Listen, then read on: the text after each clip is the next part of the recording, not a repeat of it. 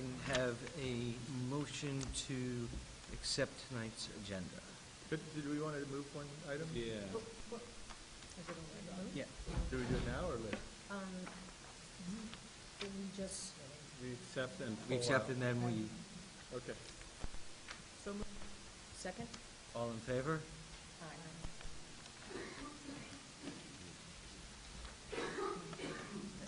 And if we can get a motion to move item 9.1 out of the consent agenda and into our regular agenda. So moved. Second? All in favor? Aye. So now, 9.1 is a resolution to appoint Mary Ellis as the interim assistant superintendent for instruction. Mary is here with us today, so if we can get a, we're just doing a motion or just a vote? Just a regular motion, sorry. If we can get a motion to accept the appointment of Mary Ellis. So moved. Second? All in favor? Aye. Welcome. Yeah, so, Thank you for joining us today. so if I could say a few words to the community, to the board, to my colleagues, and to, of course, Mary. We're very lucky to have found you and look forward to building a really strong partnership with you over the balance of this school year. After our fine Dr. Kaur retires in January, Mary will come on board and lead the role of Assistant Superintendent for Instruction and Human Resources. Mary has a lot of wonderful, impressive experience, having most recently served as the Director of Curriculum and Instruction in Mount Pleasant, and prior to that working in the Harrison School District as a Supervisor of Fine Art, Director of Fine Arts, Supervisor of Elementary Language Arts and Social Studies, and preceding that she was, of course, a teacher, an elementary teacher and a middle school science teacher, and has worked as a consultant in a variety of aspects in our profession. In going through our interview process, it was evident that Mary possesses a great skill set that's a great match for us here in Irvington. A lot of knowledge that will not only be able to keep us moving forward, but be a great partner with all of the administrators and our faculty and staff in continuing to advance the work here in Irvington. Mary will join us on January 6th, which will provide for 2 weeks of transition and getting familiar with the school district, and before you know it, she'll be sitting up here with us. So certainly congratulations and welcome, Mary.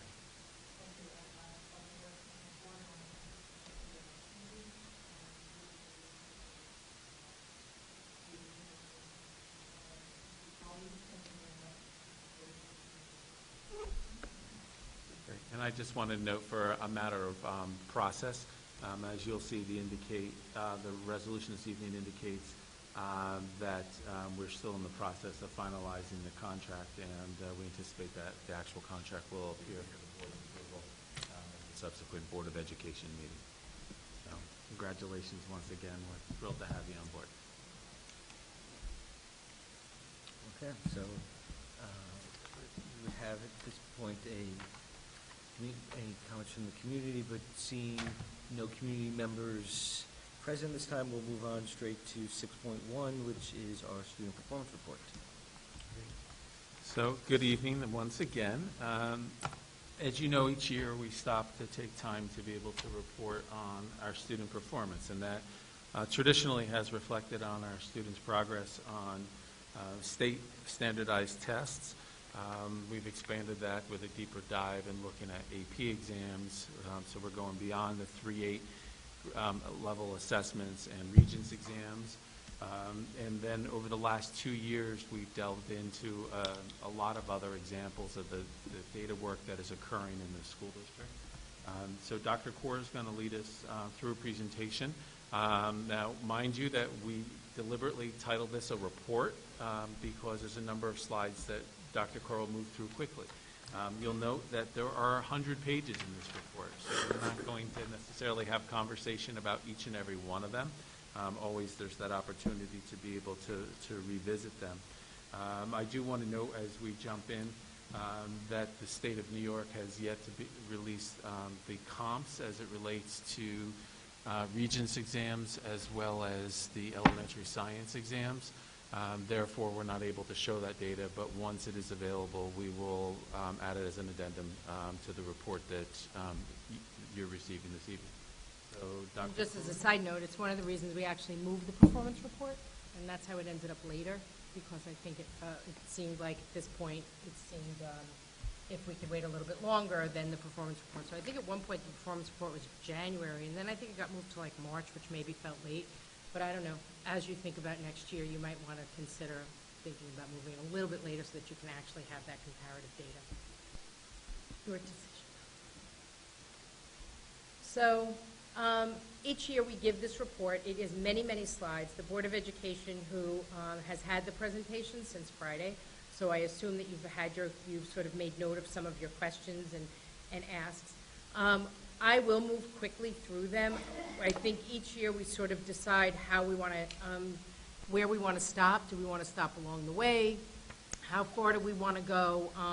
So I, as always, am open to your suggestions of what makes the most sense. I worry a little bit that if we get to slide 60, it feels like a little long in terms of going back. So, I mean, I would just suggest that a lot of the data that we see on the front half is relatively familiar with, and certainly some questions are due, but it's the back half that is new and intriguing to explore. exactly. So, right, I would say that that's where we'd like to spend our time. So, again, if there are broad questions as we're going, the student performance report ultimately is a cohort report. It shows us from year to year how our kids are doing. I think while we're often interested in what our comparative districts are doing, I think when we delve into that conversation, there's always the challenges and the same kind of thoughts around, well, what are they using? What resources do they use? What program are they using? So it's a comparison, and it's worth noting, but in terms of delving deeper, we don't analyze the data of other school districts. So but we include that. So when we look at monitoring student growth, this is just one way that we demonstrate to the community and to our students and to teachers and obviously as administrators, how are we doing? And we're always looking to be doing at a certain level, and I would say consistently Irvington performs at that level. As you also know, we are always looking at other ways that we're assessing, the day-to-day, the formative assessment that teachers are using in the classroom that informs instruction. When we get to the back end of the presentation tonight, you'll see how we're integrating and have been integrating that data analysis into classroom practice. So again, Irvington schools continue to perform at very high levels, so I don't need to read to you what's on the screen. Again, our AP classes, we stay pretty steady with our AP, the number of classes that we offer. We are open enrollment, I think, as everybody knows, so we do not exclude students from taking AP courses except in 10th grade. AP World is the only course that we exclude students from, and it is considered really the honors class. So because we have an honors system, the AP World is considered 10th grade. It really is seen as an honors class. But other than that, we often talk about how our AP scores are representative of any student who wants to participate. So, we often step back and we look at our data in a number of different ways.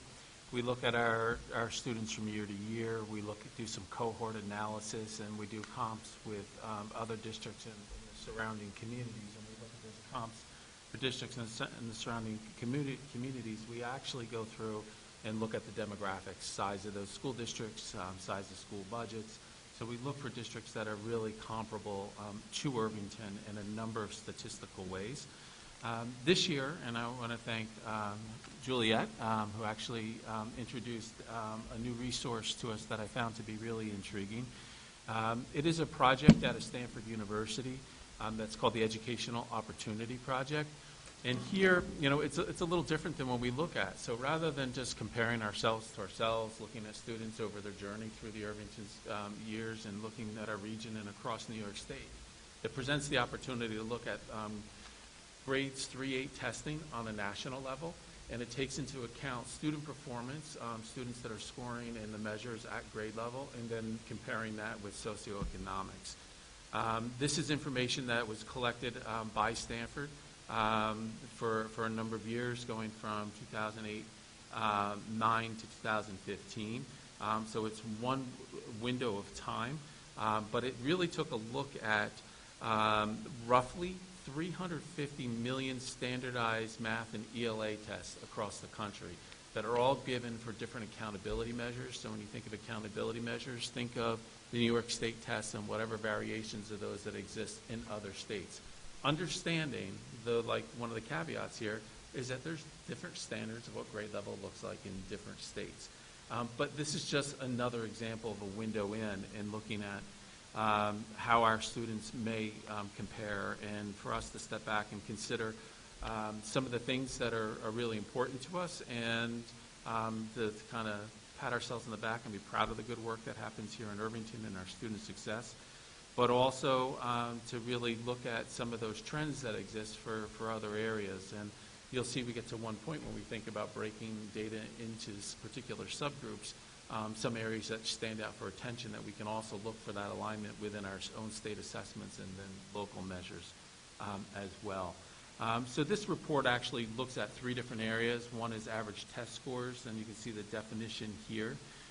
Learning rates, so we're looking at contribution of schools to the educational community, so it's looking at growth on test scores while children attended the schools. And then trends, which is the change in the community's educational opportunities, both in and out of school, which is reflected in average test score gains or losses. So it breaks it into three different categories that they then further detail in their report. One overview that I thought was interesting to provide is looking at general educational opportunity. And so when you think of all these little dots that appear on the scattergram, that's the 350 million different tests, right? You think of all the different tests that are happening across the country here. And you can see Irvington in the upper right-hand side, which is clearly the place that we want to be. So when we look at this opportunity here, we're looking at where the middle being the national average. You can see we're skewed to the right, being of the wealthier communities in the country.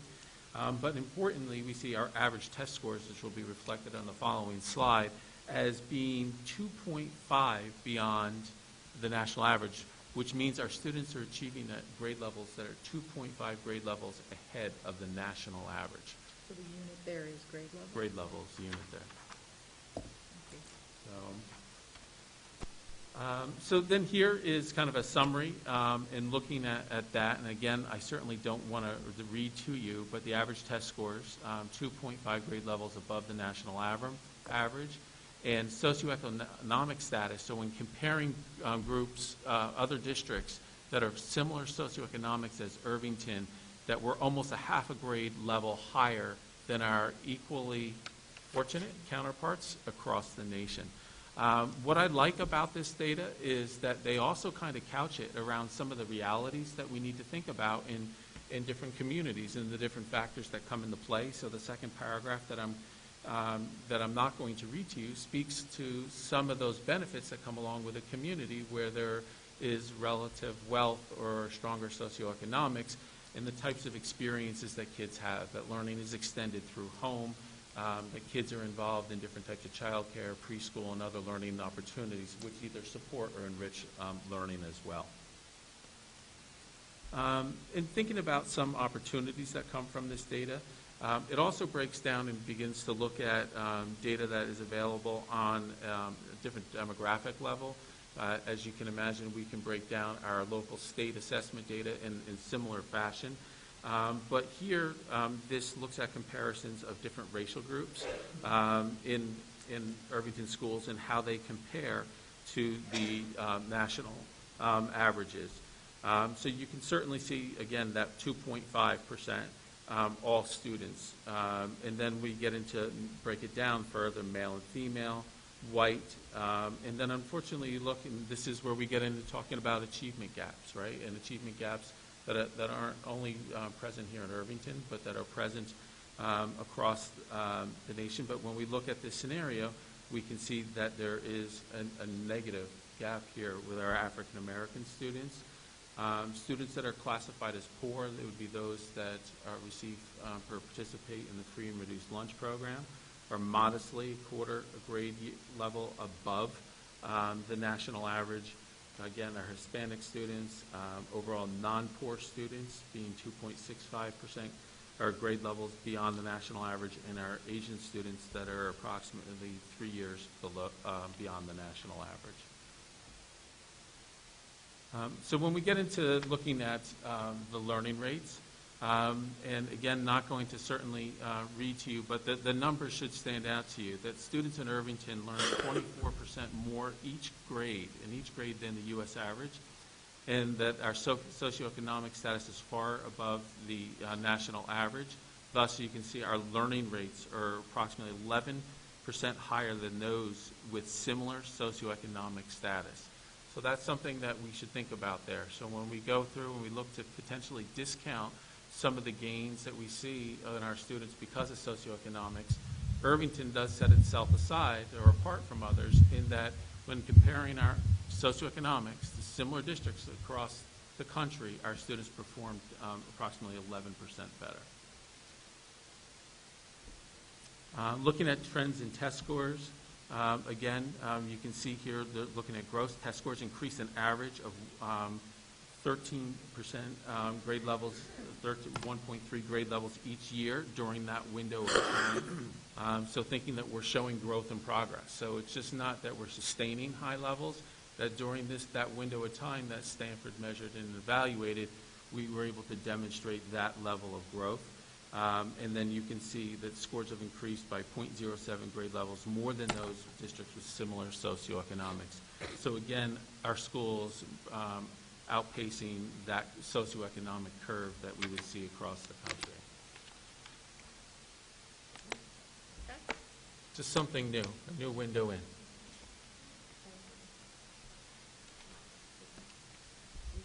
Do we have the data on our counterpart districts in Westchester? I'm just curious if we plotted them on that scattergram. We could go and produce that. Okay. Literally go to their website and they would be downloading and producing that. If it's something the board desires, we certainly We can talk. Do we have access to it? Is it a publicly public site? available. Publicly So available. if you go to that website, there you just follow the directions and you search the state, the school district, then it downloads a report for you. Did we have a cohort take NAEQ last year? We don't, have we? Or is that Have just? we ever? Yes, that Yes, chosen we by have. the United States? Yeah. No, when I was at Main Street, I did it. When you were at, you're right, Joyce, you did it. You've done it Right? twice since Joyce. I had to do it last year, right? Yeah. You've done it twice. Yeah, but that, I just want to clarify, because when we look at national norm tests, and we've seen a lot of information about that, we have to be chosen to do that on any given year. We're right? selected by name. Yeah, okay, thank you. I'd be curious to, and it's not answerable now at this moment, obviously, but like to dig deeper into this, talking about learning, like we learn 2-point grade levels above, like, then that's based on tests. I would be curious to know what like if they could get do they get granular in terms of like what they're actually learning? Like what is learning, they're learning 2.5 Yeah, it doesn't, grade levels. to my knowledge and my review of their data doesn't get into the specifics of it. They explain the very complex methodology, as you would imagine, but that doesn't get into the nuance of the differential of why Irvington is 11%, the learning rate's 11% greater than that of similar socioeconomic rates across the country. Not to my knowledge, but.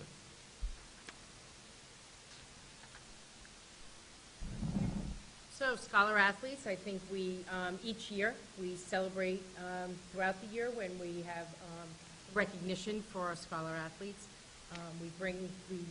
We celebrate here at board meetings, and we bring our students in, and I think it's something that we continue to be proud of.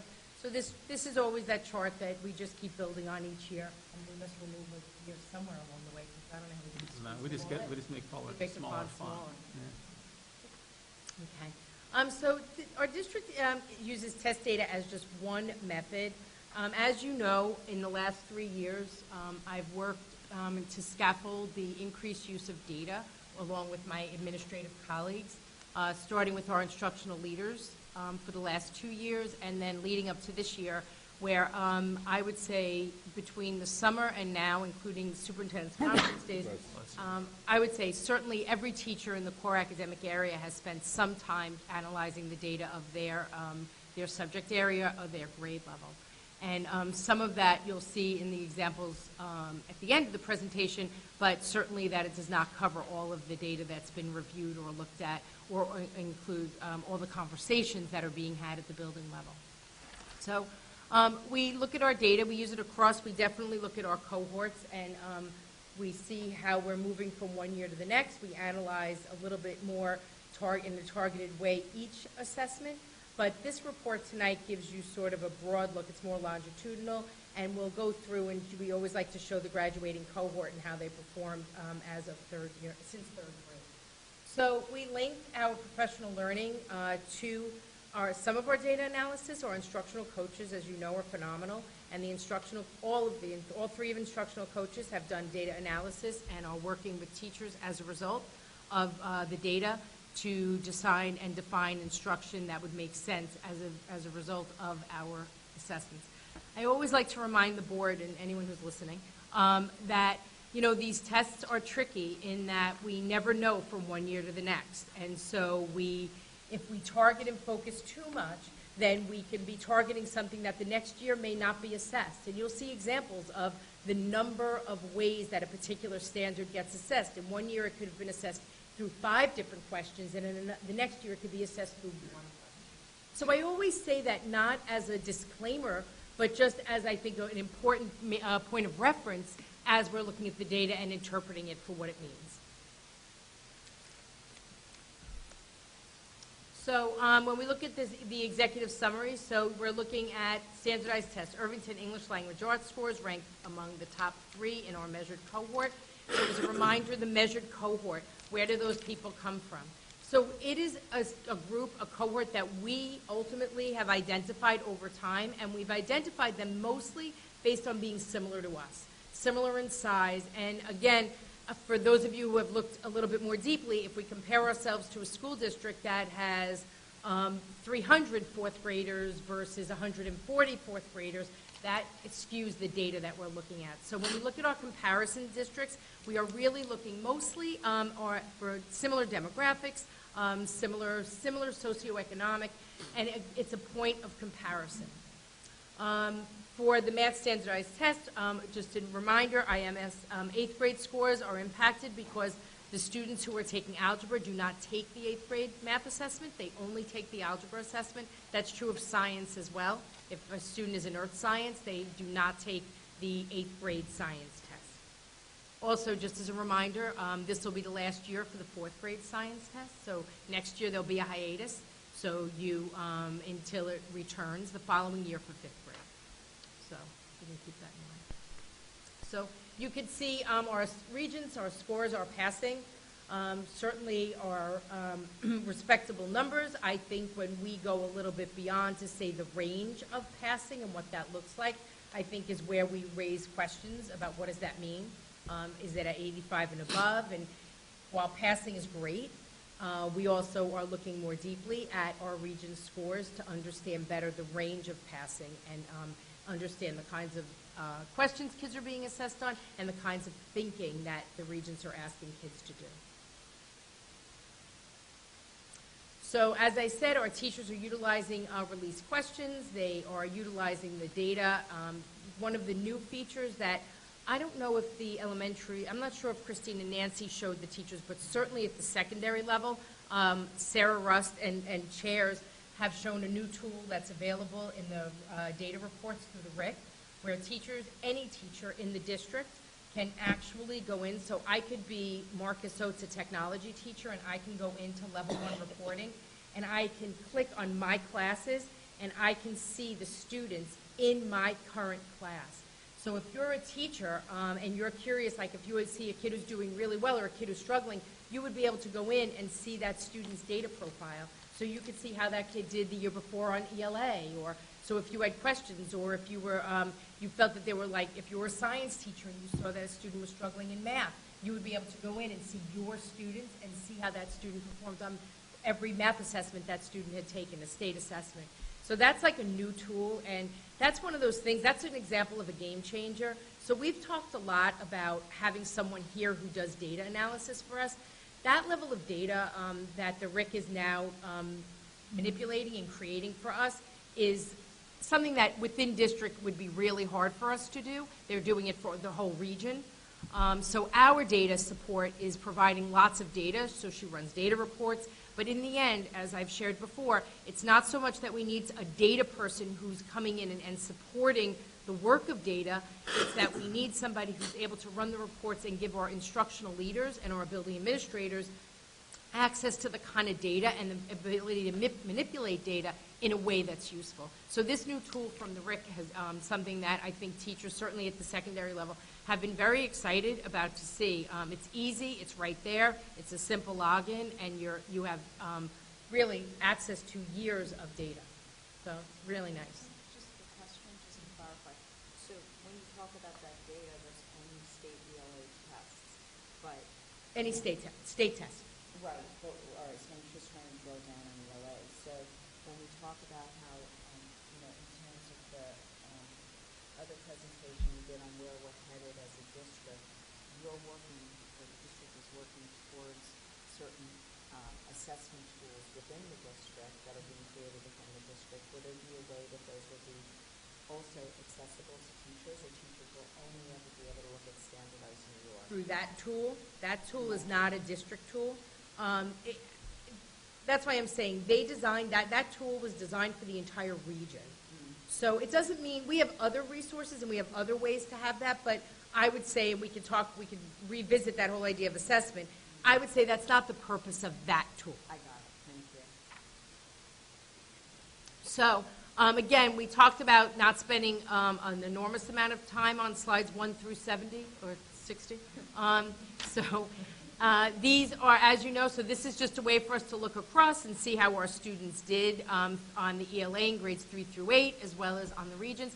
Again, I always like to remind you, several years ago when the regions changed, we changed, and all 10th graders take the ELA. We no longer have only our honors students take the ELA, which is how we did it for years. Now all students take the ELA regions and move on to other English electives in 11th and 12th grade. Same thing, our distribution for math.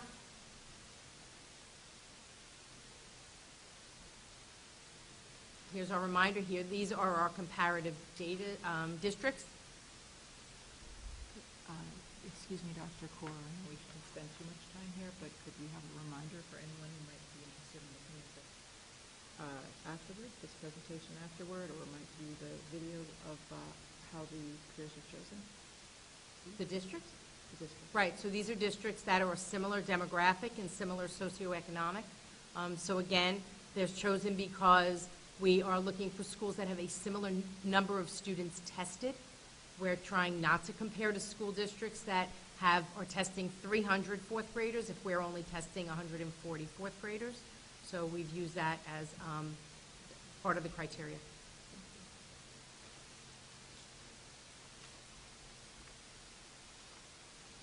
So I know that some people have asked if we could always have the same Irvington in the same spot on this graphic, on this chart. I guess that's actually not possible, but one of the ways that you can find us quickly is we are the ones with the numbers. So, I mean, it's a strategy. So, and we can talk about ways to present something like this in the future, but one of the pieces of feedback that we picked up on from last year, and we actually, I think, made some adjustments to last year's presentation after the fact, was that there was a request to actually put them in rank order to see where Irvington falls. So that is the case here. So when you look left to right, you're looking at the levels of proficiency, right? And you can see where Irvington shakes out, different grade levels, different places each year. Right. And the level of proficiency, is that based on students getting the 3s and 4s combined, and that's what we're measuring?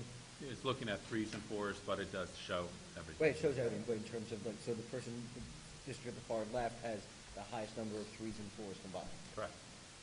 So, one thing I'd recommend for the future, and we talked about this, and this is an absolute improvement on last year because we talked about the identical times and the numbers, is to just drop a descriptor, these are exempt, and, to say that, because it's not immediately clear on this kind of history. What is this in this again? It's Barbara, I forgot what I mean. So that's all I would just suggest, because otherwise it's really not immediately known by the viewer, and it is a public-facing document, so that's just for next year. Well, it's even a footnote we could add Yeah. moving forward on this year. I'm just noticing this one, because I'm seeing people like this right now.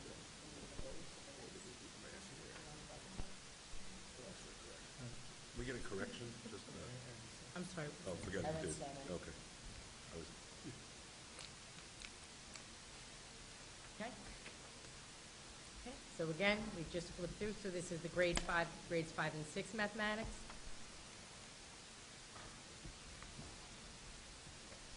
Nate? I'll just say again, it's really helpful that you put the numbers on there. That's fine. Sorry. I'm having an epiphany now. So thank you. Yeah, I just want to say, like, this part of the presentation, like Donna's, like, spent tons and tons of time putting this together. She's the bomb.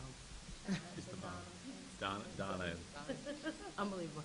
So one of the reasons why these comparison charts are helpful, though, is because really what we're looking for is there's not a ton of value in sitting here saying, oh, like that bar's a little bit, how many is that exactly? But what you see are the trends, right? That's really what you're looking to see. You're looking to see how far off is Irvington from these other districts. And it's also quite telling about the test itself and how the kids scored regionally on the test. So this one for me is so glaring, right? The grade 3 ELA. So grade 3 traditionally does not do as well. It is the first testing year. We have data that show that we have kids who scored poorly in 3rd grade and scored just fine in 4th grade. So we don't put a lot of weight on 3rd grade. We use it really as benchmark. It's just the starting point. We also, as you know, our data is skewed by the fact of opt-outs. So there's no question. I think, we've done a better job of really encouraging people to take these tests.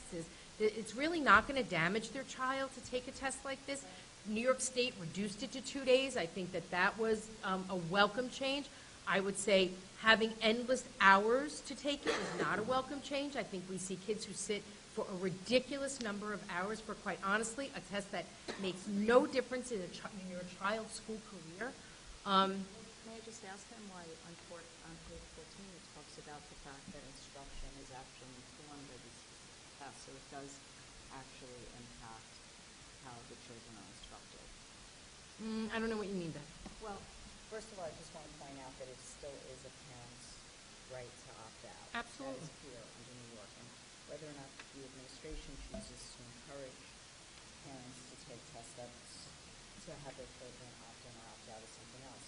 But when you say that taking the test doesn't impact the kid or the child, the student, over the course of a year, when you talk about the fact on page 14 that it aids in the planning of instruction, then these tests do impact the student's experience. No, I was saying it doesn't impact your child's career. In other words, when your child takes the 4th grade ELA, when kids get to high school, right, or 8th grade, it becomes high stakes, right? It matters, that score. I see what you're saying. You're saying it's not on their college application. It's right. It doesn't appear anywhere. And so that's really what I was saying. I think when it gets, sorry. I just want to know what your opt-out numbers are. Oh, I don't know. I mean, we could look them up, but I don't know if it's, principals might know better than me. We have a spreadsheet where we track that every year. It's usually released at the time. Usually. It's no reason. That's not, thank you. just I was just going to say that point that, right, that you're talking about in terms of how it impacts that individual student there's not a direct relationship, but the gist of the second half of this presentation will be what you do that does impact instruction. Right. That's why I'm saying these two things have nothing to do with each other. In other words, we make assumptions, right? Because when we assume that the way that the students who took the test, the assessment, the way they scored and what that data tell us is, yes, we absolutely change instruction. I am guessing just because the child didn't take the assessment doesn't mean that they're not going to benefit from that instruction. They absolutely are going to benefit. We just don't have their test score. It's also why it's important that we have other measures, right? So when we do Ames Web and we have other benchmark testing, because we don't want to rely only on the state assessment to inform what we're doing. Can I just clarify what I hear you saying? What I hear you saying is the slide that Beth, where you use it for instructional purposes for the superintendent presentation.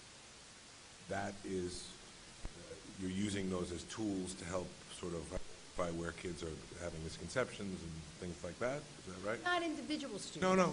Just as understanding say how that. the grade or the... You can use it for individual. You can, but the grade is, what are general misconceptions in mathematics, That's for right. instance, around fractions So or just whatever. because a student didn't take the ELA doesn't mean they don't benefit from, they Correct. still need that instruction. We just don't have their test score to put it in the pool. Helping teachers to understand what's happening. Right, and they're not using individual test scores. Does that make sense, Beth? Oh, it makes sense. Oh, okay. I'm just saying, and that wasn't the slide I was referring to. I'm just saying specifically that teachers utilize for these questions. Instruction. that's what I'm talking about. Considered to be tests. No, Okay. that's why I just So asked let for me just say clarification. this as clearly as I possibly can. It is absolutely not teaching to the test. That is absolutely not the case at all. So I would hate for anybody to walk away from a presentation like this and have that impression. But then, if we're not going to use the data to inform our thinking, well, then we should take a rewind here and stop looking at our data. We can't live in both worlds. I think what the world that we're trying to live in is one of balance. I think what we're saying is that state assessments do give us information, and we would be foolish not to be looking at them, understanding them, analyzing them. But is it the only data that we use? Absolutely not. What you're saying is that you look at the release questions and determine those that, in light of your instructional practices, are relevant to instruction here. So when I get to the slides at the end, I think that'll highlight some of what you're referring to, though, Beth. But yes, absolutely. So again, ELA, you're looking at the trends across our comparative school districts. 7th grade. So as I think Chris said at the beginning, we don't have our science comparative because it wasn't released yet. That's a little. Okay, well, we could try and read it. We're still third. It's so weird that came out that way. What? It printed okay? Yeah, that's what I was wondering. Yeah, that's interesting. So longitudinal data as a data to examine trends. We do look for trends. Again, one of the things that we know over time with the assessments is New York State loves to change them, so they only give you, several years before they start saying, well, but now the test is going to change. So we know that we no longer say Common Core standards, right, because that ship has sailed, and now we say next gen. And we're waiting for the assessments to change, and they will be next gen reflecting. So you'll be comparing years of a cohort, but the reality is that the assessment design can shift over time. And the one thing that I would just point out on that, where you look at the mean average is another way of looking at the data, right? So you can look at it 3s and 4s, you can look at mean average, so this just highlights another way of looking at it. So when you look at that mean average, so that's looking at that average score, right, or the mean, that here consistently, year over year, you'll see Irvington and we added this because it is a trend, that consistently Irvington is among the top in the region. Earlier you said that this is the last year that the science test is going to be given in 4th grade, and then it's a year off, nothing, and then the following year it'll be given in 5th grade. So if I heard you right, the current 4th graders will be 6th graders when the test is given. They're not going to have it 2 years You're in a off row. the hook. Okay. And that's when the start of the new assessment of the next gen science standards. So I'll be watching from afar. I am curious to see how we go. Okay, so here's just some data on our regions. Again, just a reminder, we don't have the comparative data those slides will be updated and sent to the board once we have those. And I guess you would have to decide if you feel the need to present those.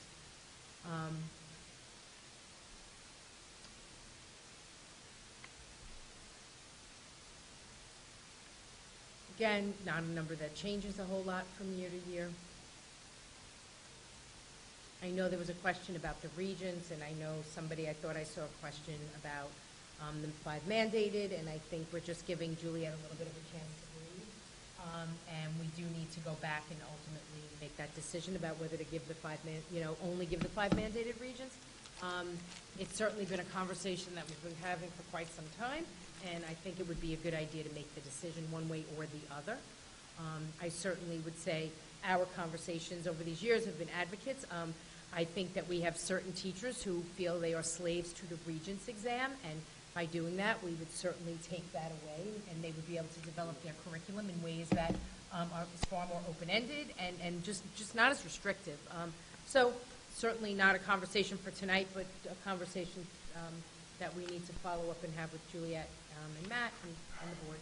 And for anyone who might be listening, could you, which of the 5 mandated ones? So we would have some decisions to make around that. Right. So, so we would have to decide around the science. So and there's also a layer in here of that our 8th graders taking it as the algebra Regents in 8th grade, and that score not counting as the high school Regents. So I'm going to beg you, like, let's not derail this right now on this. So I think that we would have to talk, and so I'm even going to push that off for a minute, because there are options and there are things we would have to weigh that, because it could end up being the geometry. So let's keep going, but I do think it's a conversation that that we probably should have sooner rather than later. Do you think it's a conversation this year? Because it was going to be a conversation last year, so. I feel like it's been a conversation for like 3 years already. It has been, so. Yeah.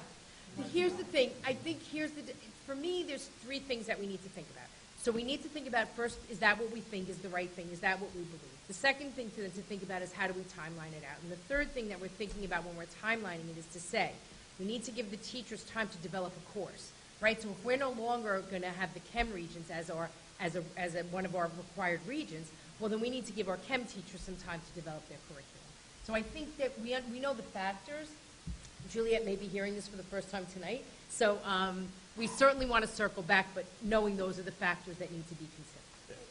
And the district successfully did this with our foreign language assessments, I think. We replaced Regents with home. Well, we had to. Right. The whole region did it. But you did it. Okay, and by the way, Right. I'm going to tell you, there are a lot, and let me say it the other way. There are plenty of schools that no longer do what we do. Like, we're definitely not leading the way on this. We're definitely not behind, but there are plenty of people who have just limited it. We've explored it. So I'm going to keep going. Go ahead, Brian. I just think it would be helpful, since we're talking about just thinking about that conversation in the future, understanding what of our cohorts have moved, to limited, and then also hearing from staff in terms of ones that they think would be particularly helpful to eliminate, to allow them to have that more open-ended course discovery.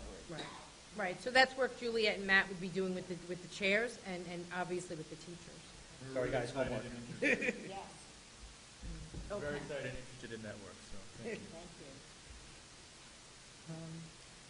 you. Sorry.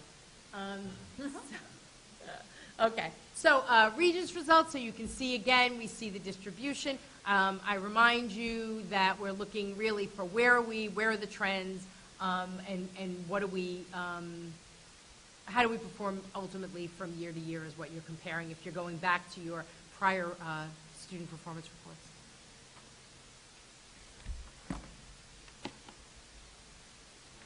So that was what we just talked about, the Regents diploma.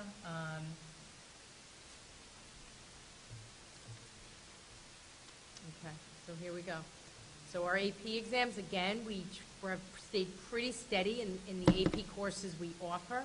I think that we've seen that sometimes it is a challenge. We're a small school and we offer a lot of electives, and so as much as we like having all these opportunities for our students of AP exams, we know even conversations around the master schedule, feed all of that. So everything is connected, and all of the decisions that we make. So we're proud always to show our AP opportunities for students, but I always would like to use this as an opportunity to say it's a lot of opportunities that pull kids in lots of different directions. So, having said that, the high school maintains open enrollment. We have had no discussion about changing that. It's something we're very proud of as a school district. The addition of numerous electives have impacted student enrollment in AP courses, so in any given year, we see our numbers go up or go down. Overall, students perform well, 87% passing, so as a reminder, that's 3 or better. And of the 630 exams taken, so we're always reminded, they count the exams, so we have students that take multiple exams, and that's what contributes to that number. So I used to love when this chart actually included, I want to say 1999, and I think it had like one AP course back then. So it's nice still to see 15 to 20, but it was always interesting to see kind of 1 to 15. Participation in passing rates. So again, we have really significant enrollment in our AP courses, and we encourage students to take AP courses and push themselves and participate in those classes. We have also, as we've seen, started to provide other opportunities, which is tomorrow starts our Tri-States visit for a project for computer science and engineering and design. So sometimes I would say along the way, we've added other courses so they don't sit here and they're not AP courses, but they are courses that are college-bearing. So SUPA doesn't sit here, and nor do our Project Lead the Way courses that students can get college credit. So I always like to highlight for our board members, but also for our community, that this is not the only way that students can pursue that. So you can see distribution. I know there was conversation about why we are included, and I think we actually removed the Japanese and Chinese exam that was taken because we don't offer it. I would encourage you to leave those in there just because we didn't actually, the student didn't sit in our district. I think there is something representative about a student who is pursuing and taking other AP exams in courses we can't provide here right now. But it is part of their whole profile as Irvington High School students. So I know it ended up being removed, but I would in the future encourage you to keep them in. And we can have it as a disclaimer that that test was not given here in Irvington, but it is one of our students who took that exam. The student performance report is not a report about teachers. It's a performance report for our students. So by removing that, I think we actually removed an achievement of our students in our district. So I would encourage you to reconsider that and include that moving forward. I think we stayed a good middle ground, which just like we were talking about with bar grounds, got to be a footnote. I mean, it certainly says something about those students who did that and their interests, but I don't think it goes into, our AP exam scores. Exactly. So. And I would also say, in addition to Chinese and Japanese, computer A was one of them because we didn't teach it last year, but we had one student that took the exam. May I also, this may be something that comes up when you look at the exam scores by class. The number of classes is less than the number of exams taken. Is that because there are different exams that can be taken? It's 22 exam distribution, and the languages have been taken out. So I was just curious about why it's different than the summary total. Well, just tell me what slide are you on? We're looking at I noted it down a little while ago, and I didn't want to forget, but I apologize. So you're saying here it says 20? Yeah, there was something that talked about 20 courses, and then there were 22 of these, and I just wanted to quickly. Oh, is that? art. Yeah. I don't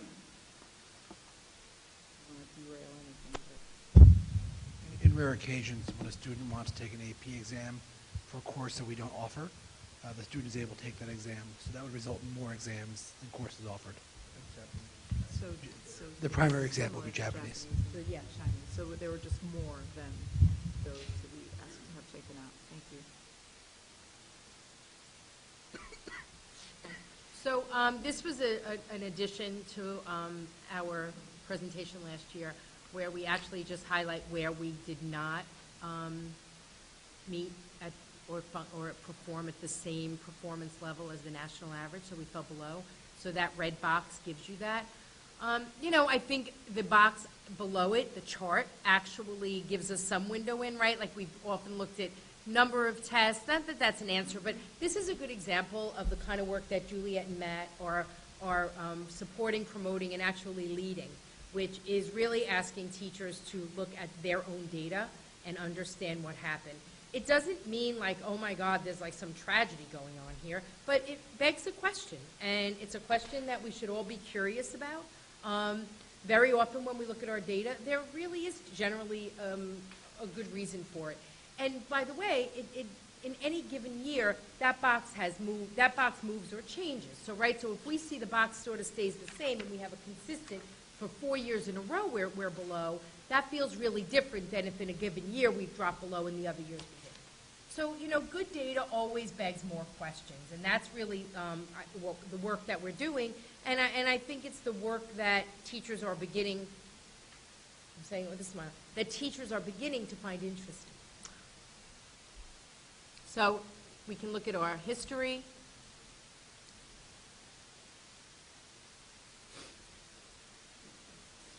We also notice that in given years, there are times where we give as Chris just referenced, right? There are times we give an assessment or for a course and times that we don't. So you'll see there are boxes that are not populated.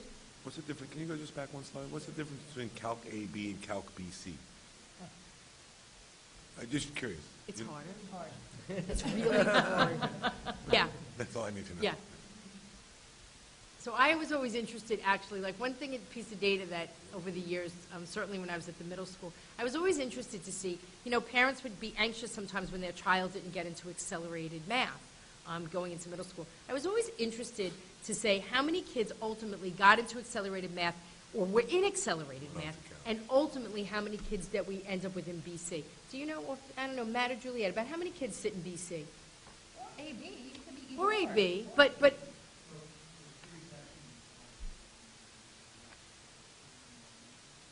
one BC. But you would have to take accelerated math in eighth grade to be able to take AB. I know, but what I'm saying is that we have such attrition that from the number of kids that get in sixth grade to ultimately the kids who stay in at the highest level, I just always found that the number it's just a much different number. Just whether or not they take calculus. To me, it's regardless of it's A, B, or BC.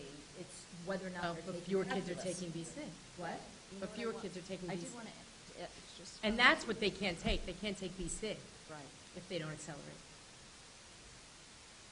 But I want to say something that Mr. Sotile pointed out last year's report that was so interesting. When you look at the metric, right, that you use to decide who can go into accelerated math, there's this one data point that is more associated with success in algebra than any other, and it is an assessment that goes to basic numeracy. It's not a state test. It's something that talks about conceptualization, and you had plotted that out and explained the relationship between that and ultimate success in algebra in our middle school. So that kind of interesting nexus between that kind of assessment and success in the future might also exist as we look towards our success in the higher maths.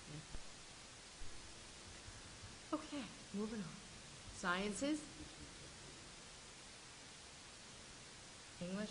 And again, as a reminder, while we offer AP, Lit and Lang, we also offer SUPA. So, and we have, over the years, have had plenty of students.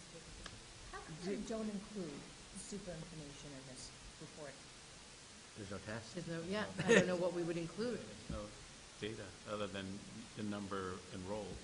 You could have a slide like we look at, a slide of the number of super classes, the number of PLTW classes through RIT, and the enrollment in them. But everyone who takes a super class takes a final, and the final is based on. But it's not normed. It's not produced, it's not Right, normed. it's not So normed, but then- it would be interesting information to see how. Well, then we could say, why not do that for all our classes that don't show up? Like, we have a lot of classes that aren't Regents or SUPA. But then we're just showing class grade, like, in other words, Because it's I just say that because it's a college level class. but we that's all. can't create any context for But it. What would you make of that data if you have no context? It's good? May I But I do. I don't know. One question, just in looking at the enrollment numbers for the Lang and Lit classes, they swing pretty wildly. Is there any reason why? Well, yeah, I think there's a few different, do you want to Bill Mann, or you want me to? Oh, the swing in numbers of Lit and Lang. It's pretty consistent. No, enrollment. Enrollment, bottom box. So we've Introduction had, of electives. I think there's a few different things. So there have been years where we have offered different courses that kids have opted into instead of sometimes AP courses. I think that's where your super numbers, like if you had a number there of how many kids were taking SUPA, that would give you the balance, right? Because if you have more kids taking SUPA, then your Lit and Lang numbers could drop.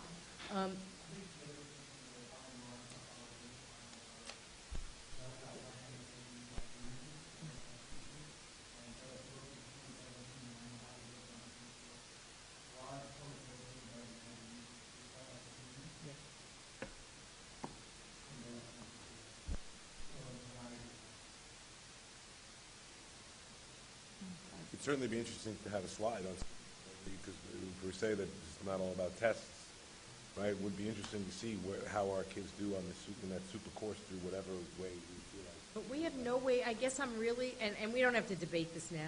You could debate that, Mayor. I'm just saying, we have, everything you're seeing here is norm. So I would be I don't know, so what would we put up there? 70, 20 kids got an A? I could think of like 12 ways, but Yeah. another time. All right. Just be interesting to see what the benefit of super is, because it's such a great thing.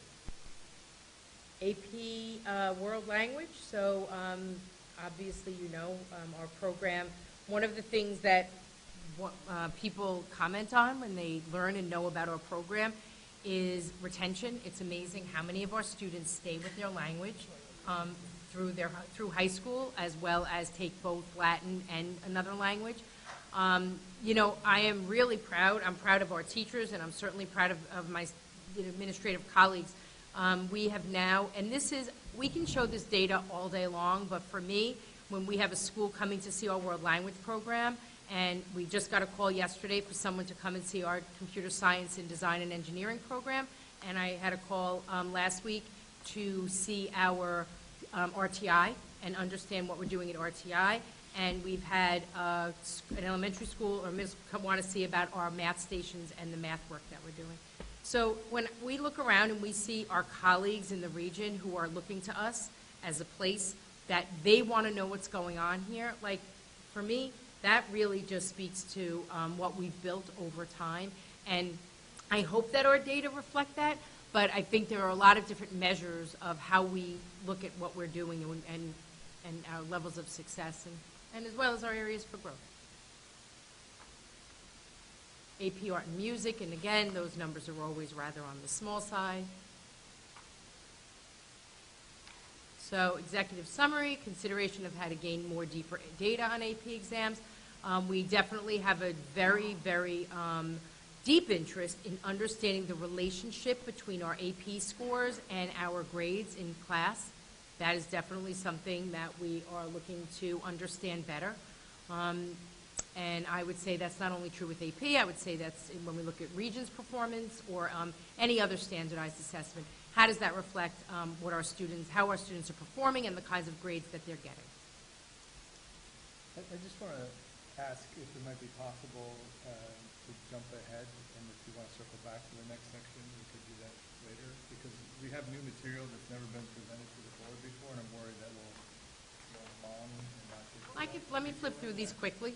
I think I'm almost done. What slide am I on? It's more for my colleagues on the board. These are like my favorite slides, right? Yeah. Chris loves these slides. All right. I find They always look at them and say, what the heck are you I trying don't to like portray this here? one. I love this because it looks at the last year's 8th grade class, and it shows their journey through the 3/8 testing program. It is excellent information, and I'm sure we'll have many questions.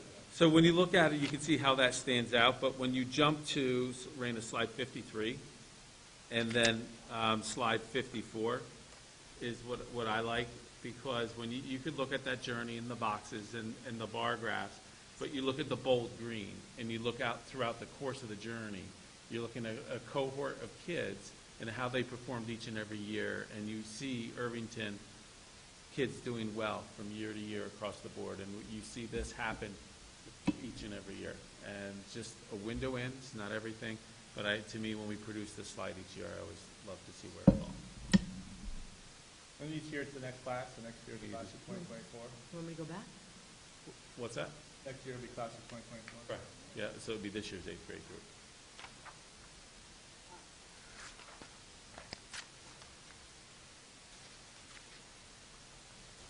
So I'm going fast.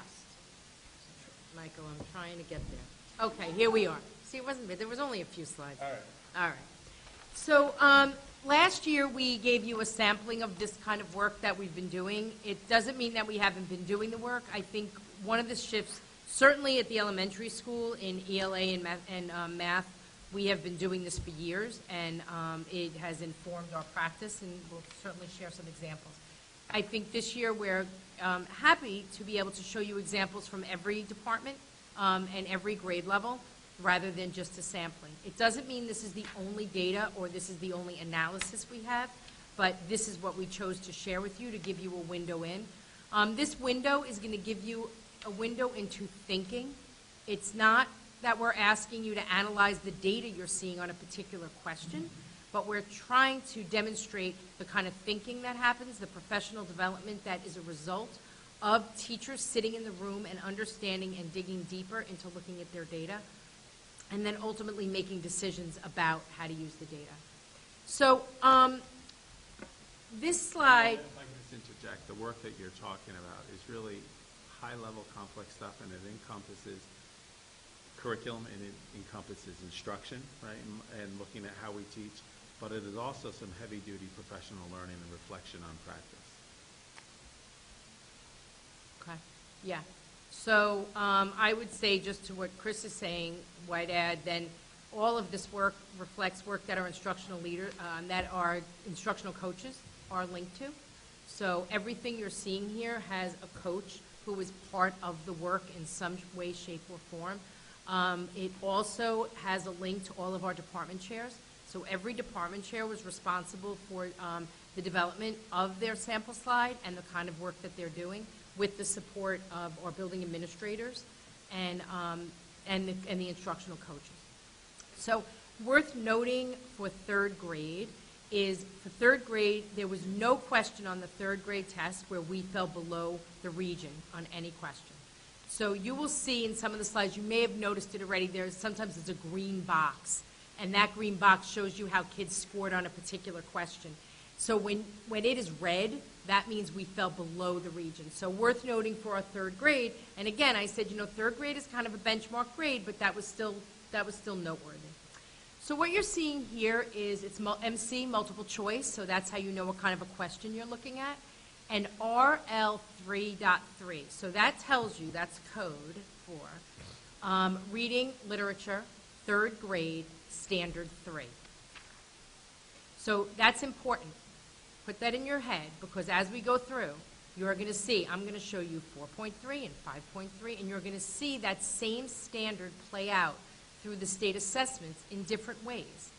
As a reminder, we're always challenged here that we are looking, for the most part, cohort to cohort. So just because a cohort did well in fourth grade doesn't mean that the next year's fourth grade cohort, that's not what we're really comparing, but that is what sometimes happens. So as you can see, here's a question. There's the directions for that question, and then at the bottom you can see how our students scored. So you would say on that B that our students scored well. Yes. That was a real question. Yes, our students scored well. Yes. Okay. I just want to make sure you're with me. That box is so little. I'm so old. Okay, so with that, so now we're going to move on. Next slide. Interesting. CR 28, RL 3.3, right? So we're still talking about reading literature, we're still talking about standard grade 3, and we're still talking about the third standard 3. But this is the constructed response. You can get 2 points, 1 point, or no points. So would you say that our kids performed as well on this report, on this, as they did on the multiple choice? No. So that is telling. So go ahead, Marie, ask a question. I think this must, it's page 64? Oh, did you just slide forward? No. Oh, it went from Wait, does MC. yours say, wait a minute, does yours say MC 28? Yeah, it's CR. What? It's this. You went from MC 03 to MC The to paper we CR have in front 28. of us says Change MC. the MC to CR. Oh, So That's what yours happened. is- I forgot you have an old copy. that's what I was thinking. Sorry. No, sorry. Now is it okay? Yeah. Now, good? Okay. And there's a couple of other places I'll highlight for you there's a couple of spots where I changed something that I'll highlight for you. So you can see we didn't do as well.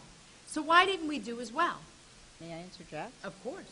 I think you don't do as well because if you want to take two details out of that excerpt, you have a hard job in front of you. That's right. And you have to write it, Yeah.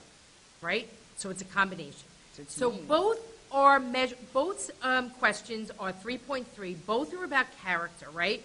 But when asked to write about it, rather than identify, we are raising the level of the assessment raises the level of thinking. If you don't give a child something appropriate to glean details from, what are you really assessing? Okay, so just keep that thought. Thank you. Ready? So, hang on to that, because you're going to see when we go to 4th and 5th grade, we're actually going to look at the same standard. But here's the thing that I think why this is worth showing this to you. It's worth showing it for 3 reasons. The first is you're going to see the variability from grade to grade and the danger of teaching to the test. Because if you teach to the test, the question could be completely different next year. So how did we really teach kids well? So that's the first part. The second part is this is cohort. So you are going to you are seeing 3 different cohorts of students perform. And the third part that I would say to you is content matters. And wait, I'm going to add a 4th, timing matters. So content matters because when you get a kid, or when you get a test that has a reading passage that kids are familiar with or a topic kids are familiar with, they have prior knowledge, they have background, they have schema. So you never know, and we don't know that from year to year. So there's no question that layers in somewhere along the way. But the other thing is fatigue. So the other part of is when is a student answering that question? Is it the first question they're answering, or is it the last question? And if I'm a kid who took those extra hours and I chose to sit in the library for like 5 hours, even though everyone in the world would say that's insane to do, go, stop, it's okay. But when you're taking a test and you're on your 5th hour, it's very hard to measure what happened in the first hour. Go ahead, The Dave. important thing to note about this in particular also is that this is a writing response, but it's a reading comprehension question. This is, if you read it, it's really asking you to make an inference, right? It doesn't give you details, and like you said, they have to infer what the details are supporting. So it's not a writing question, it's a reading comprehension. So this is really important to make that note when looking at Okay. We can disagree. I'm going to move on to 3rd grade math, and then we're going to move to 4th. So, math. So this was also really, this was interesting.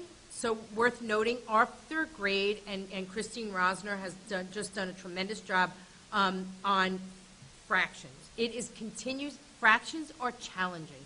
They're challenging for 3rd graders, and I don't know, so we can continue to do better. I will say, if we go back a couple of years or a few years now, I would say that was an area we fell below the region in some of our fraction work. So we definitely felt like we saw some evidence of work on fractions. I'm going to shift now to what, though, when looking at this, because it wasn't as high maybe as somebody might think it could be, even though it was certainly acceptable.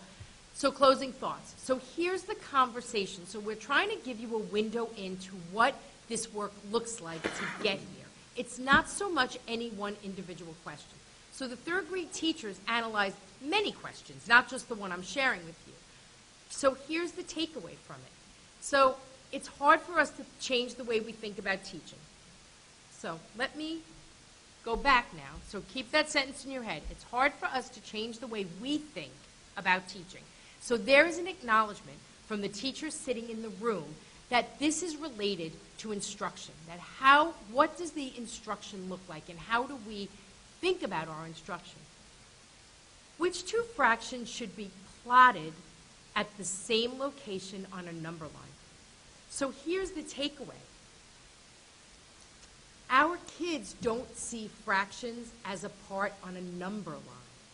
That's really what threw them off. So even if they conceptually understand fraction, they don't associate fraction with being on a number line. They associate whole numbers in being on a number line. So as the third grade teachers unpacked this with Christine Rosner, that's really what they talked about. How do they design in their instruction to ensure those experiences that change that thinking for teachers as well as for students? So for grade 3, it's about understanding the concept, not the computation. Trying to instill the ideas of benchmarks for our students so they can identify that fractions are. That's what this question is ultimately has led the third grade teachers to say we need to do more of those 4 bullets in our instruction. So Beth, to go back to what you said earlier, does that question inform our thinking and teaching? It does. But the teachers themselves confirm and validate that this isn't just something because it was on a test. This is something we actually see as a misunderstanding for kids. You'll notice that I'll never actually complain about the math standardized tests, so. Yeah. there's no problem with this. But it's still a good point. It's got the Thank- proper stamp of Okay. approval. Transfers over I between know. them after the ELA. And so now we travel to Main Street School. So from Main Street School, we're going to start, and we're going to look at ELA. And as I said, I'm pointing out that here we are, CR, constructed response, right, not multiple choice. RL, reading literature. This is now 4th grade, assessing standard 3. So this is the green box I was talking about.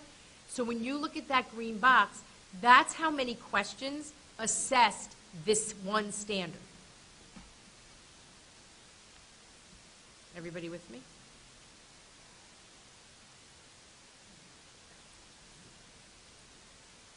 Yeah? So, as I said a few minutes ago, sometimes we have a standard that's only assessed through one question. It's not as telling for us what's the takeaway if there's only one question. As a matter of fact, it's almost dangerous to hyper-focus if there's only one question on a standard. There are other ways that we measure our standards, through formative assessment, through classroom assessment, so it's not like this is the only way we're looking at our standard. So here you can see how our students did, and what we do as a result is we go back to our unit planners and we say, where in our unit planners are we embedding a particular standard, and are we doing enough teaching into a standard? Are we sometimes doing too much? Or if our kids are performing pretty well in that area, why is that? So I'd like to give you, I'm not going to give you a window in yet. So stay with that for a second. I'm going to go to math, and next year I would suggest, actually it would have been helpful to do ELA 345 and math 345. Too late. So I'm going to flip to math for a minute, and then I'm going to bring us back to this standard for a 5th grade. So this was a yay. So multiple choice 37, 95% for us, 89% regional success rate. So we had a really, we did really well in this question in 4th grade, and that is can be attributed to the work of the 4th grade teachers. So as a result of last year's assessment and their takeaway from their analysis of they were not doing enough drawing models of fraction work with teachers modeling, the teachers actually creating models and modeling for students, and then the students having enough practice. So I would say the 4th grade teachers, along with Christine, absolutely chalk up the success rate on this particular question to the changes that they made as a result of, not just last year's assessment, it was part of that, but also to what they were seeing kids were struggling with in the classroom and how they could increase students' understanding, because that's always the goal. So through question analysis, they were able to do that. The other thing that's worth noting here is notice this is multiple choice, oops, I was doing my own, not yours.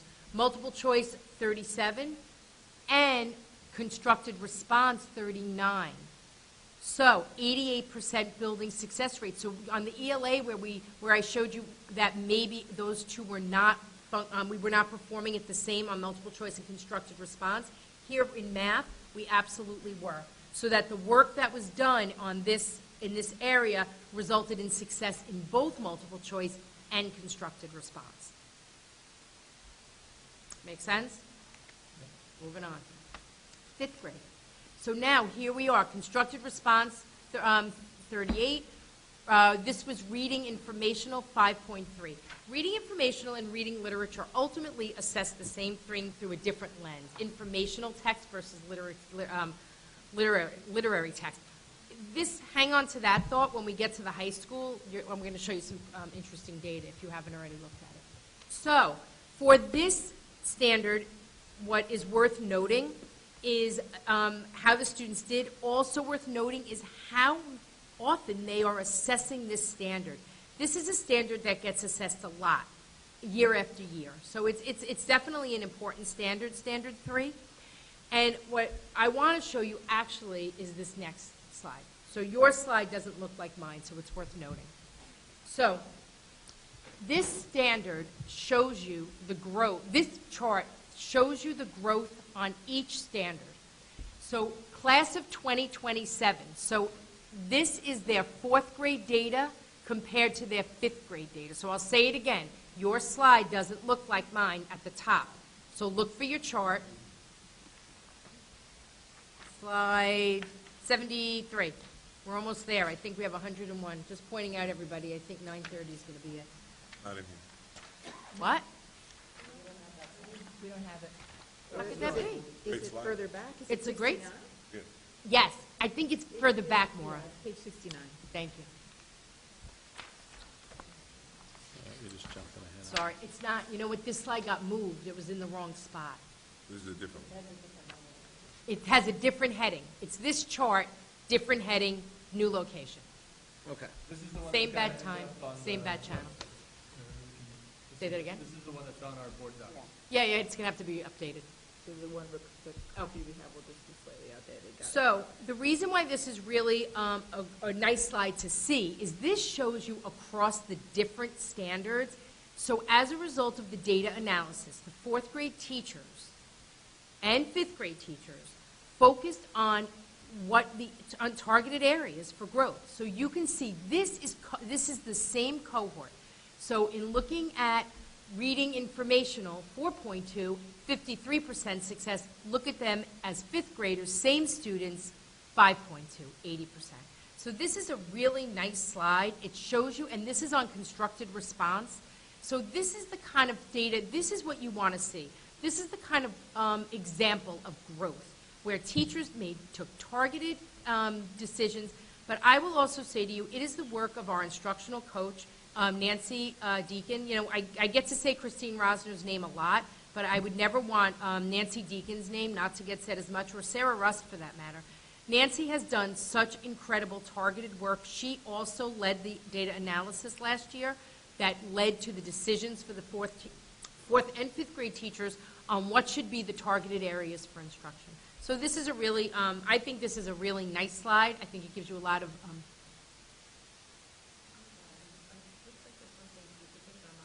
Yeah, the second line says RI 4.3, and the fourth line says RI 4.3. Is one of those supposed to be 4.5? And it happens on the other side as well. no, I'm guessing it actually, one of those should be RL. So the RL We should can be fix that. below. Right? I think one of those should probably be RL. But then RL is underneath, look at 5.3. There's RI 5.3. And it should be compared to that. I don't know, actually. No, wait, now that I'm saying that, that doesn't make sense either. Yeah. Oh, no, that's 5.5. That's standard 5. Reading literature, 5.5, 43%. There's nothing on the left because it wasn't assessed the year No, before. if you look, Yeah, the RI second one down is 5.3. RI 5.3, fourth one down is RI 5.3, and then Right. the fourth one down is RL 5.3, so. Right, so here's what I'm saying. I don't know. I don't know. I got to figure it out later. I'm not sure what happened there. Yes, I think the comparison is correct. I think the number is incorrect. But this is great.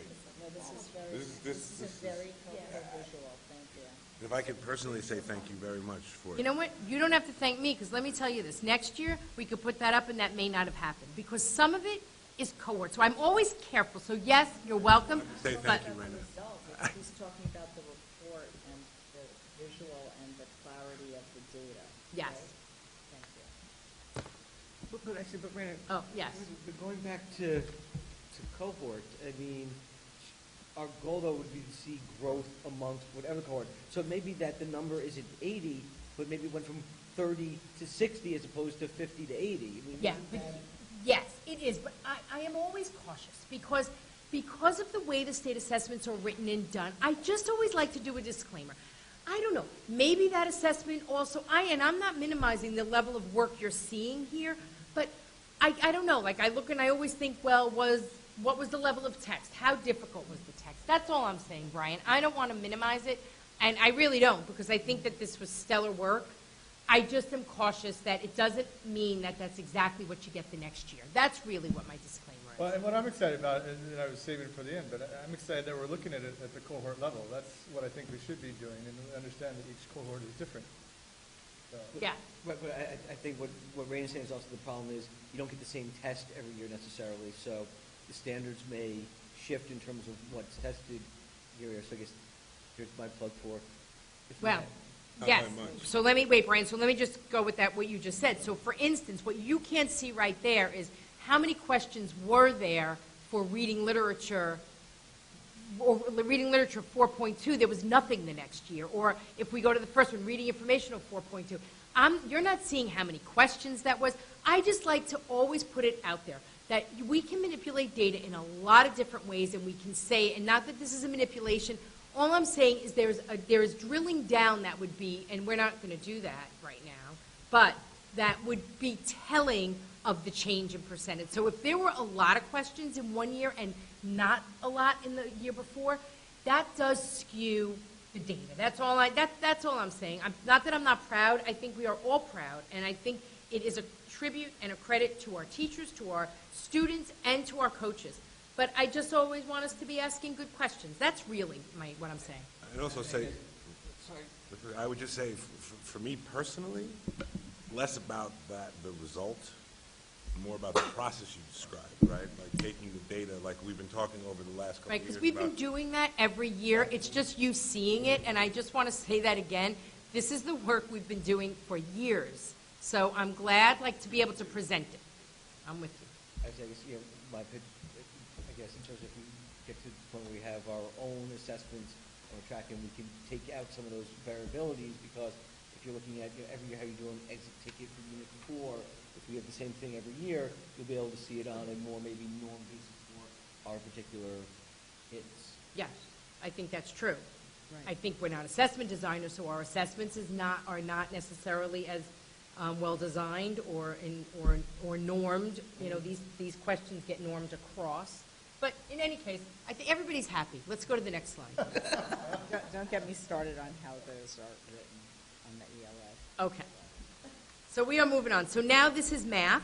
So worth noting for math, fifth grade actually created a, no, I'm there. So fifth grade, when you look at this, the question is around area, but what we learned in this was that our kids got thrown off by mixed numbers. So again, analyzing our questions tells us on face value, you may think this question is about one thing, but if you drill down and you dig deeper, you actually can get into what is really the misunderstanding or what is the lack of knowledge or skill on our students. When I share this next example, regional score 53%, we were over by 10%. The fifth grade teachers, fourth grade has a conversions unit and fifth grade didn't, and they created a mini unit because they found that they really needed something a little bit more intense. It was smattered across, and they found that that was not effective for the kids. So they changed it, and ultimately the success rate, which obviously regionally was not that high, but we did well compared to the region. So in middle school, we have a little bit of a different approach. What you're going to see is our data slides, and again, this was the data that was analyzed with our chairs, but with our teachers who teach the courses, along with Sarah Rust, our instructional coach. In these slides, you'll see examples of, you see building success rate, the regional cut point, 39, so we were at 50%, nice. The blue is the teacher's takeaway, so we kind of wanted to give you the so what. So what does a teacher think when they see this? Like, what are they wondering? Or what went into teaching this that they feel contributed to a success? So that's what you're going to see as you look at this. And one of the things that's worth noting is integrate the barred pointing technique. So sometimes I believe I've been asked by the board, what's the relationship between the professional learning that we have in our, with our teachers and the translation to instruction and practices. So we tried to give you a window in to teachers making links between the professional learning that they've been engaging in, as well as the performance on the test, and in some cases what their next steps will be to ensure that we increase or at least build on our success rate. So can I ask you a question on this slide particularly? This one gave me some trouble. So if you look at students who chose A versus students who chose B, right, as their answer, 34 for A and 55 for B. I'll disclose that I thought the answer was A. And I'm just wondering, when teachers start looking at this, do they ever go over it with students in a way to talk about, well, look, pull this out, let's talk about why you might choose one or the other, but Test-taking strategy. it's agreed that it makes sense that one might choose the wrong answer Right. on a question. I mean, like this. we do test-taking strategies at every level. David, did you want to answer? You look like. Yeah, so I mean, just a particular question, specifically, one of the things that... I'm just sorry, can we use the mic?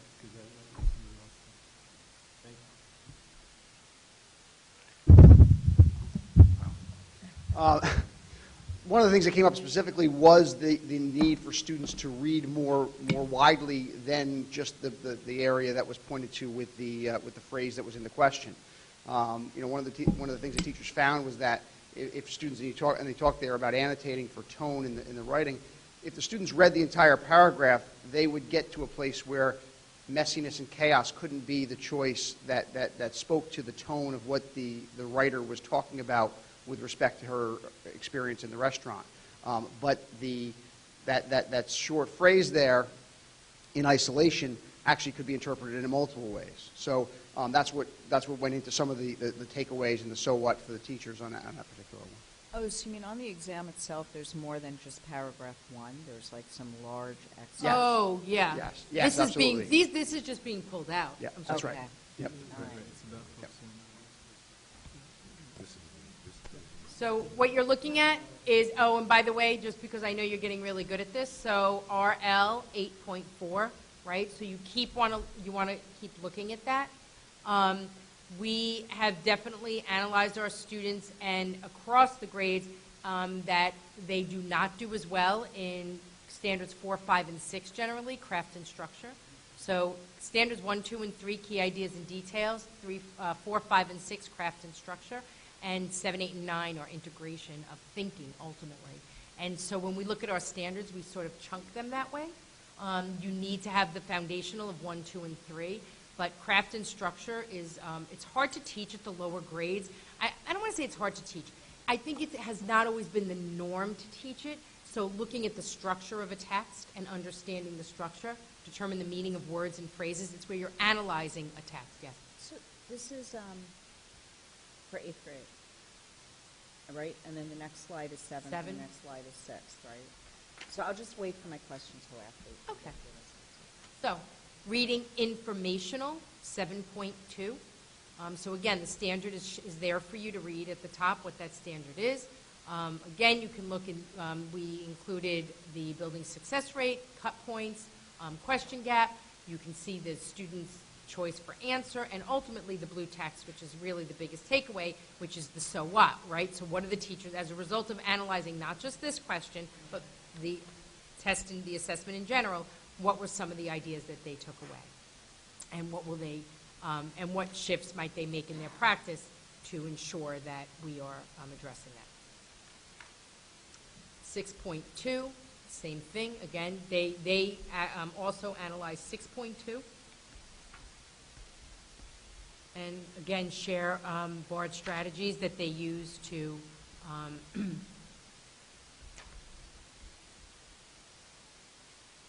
and will use to teach students. So, what are we thinking? What are we wondering? So these are just those takeaways that we wanted to share with you. There are more, but this seemed like a couple of nice examples. You know, one of them, the last one, was a 7th grade teacher who said, you know, thinking as a result of the poetry question. So as a result of analyzing one question, ultimately the takeaway was that that they need to teach in more of a web format where they're really branching out, coming back in, and going and connecting. Because this year it was a poetry question, but really looking at the kind of question it is and really understanding what the assessment is asking kids to do and asking kids to think.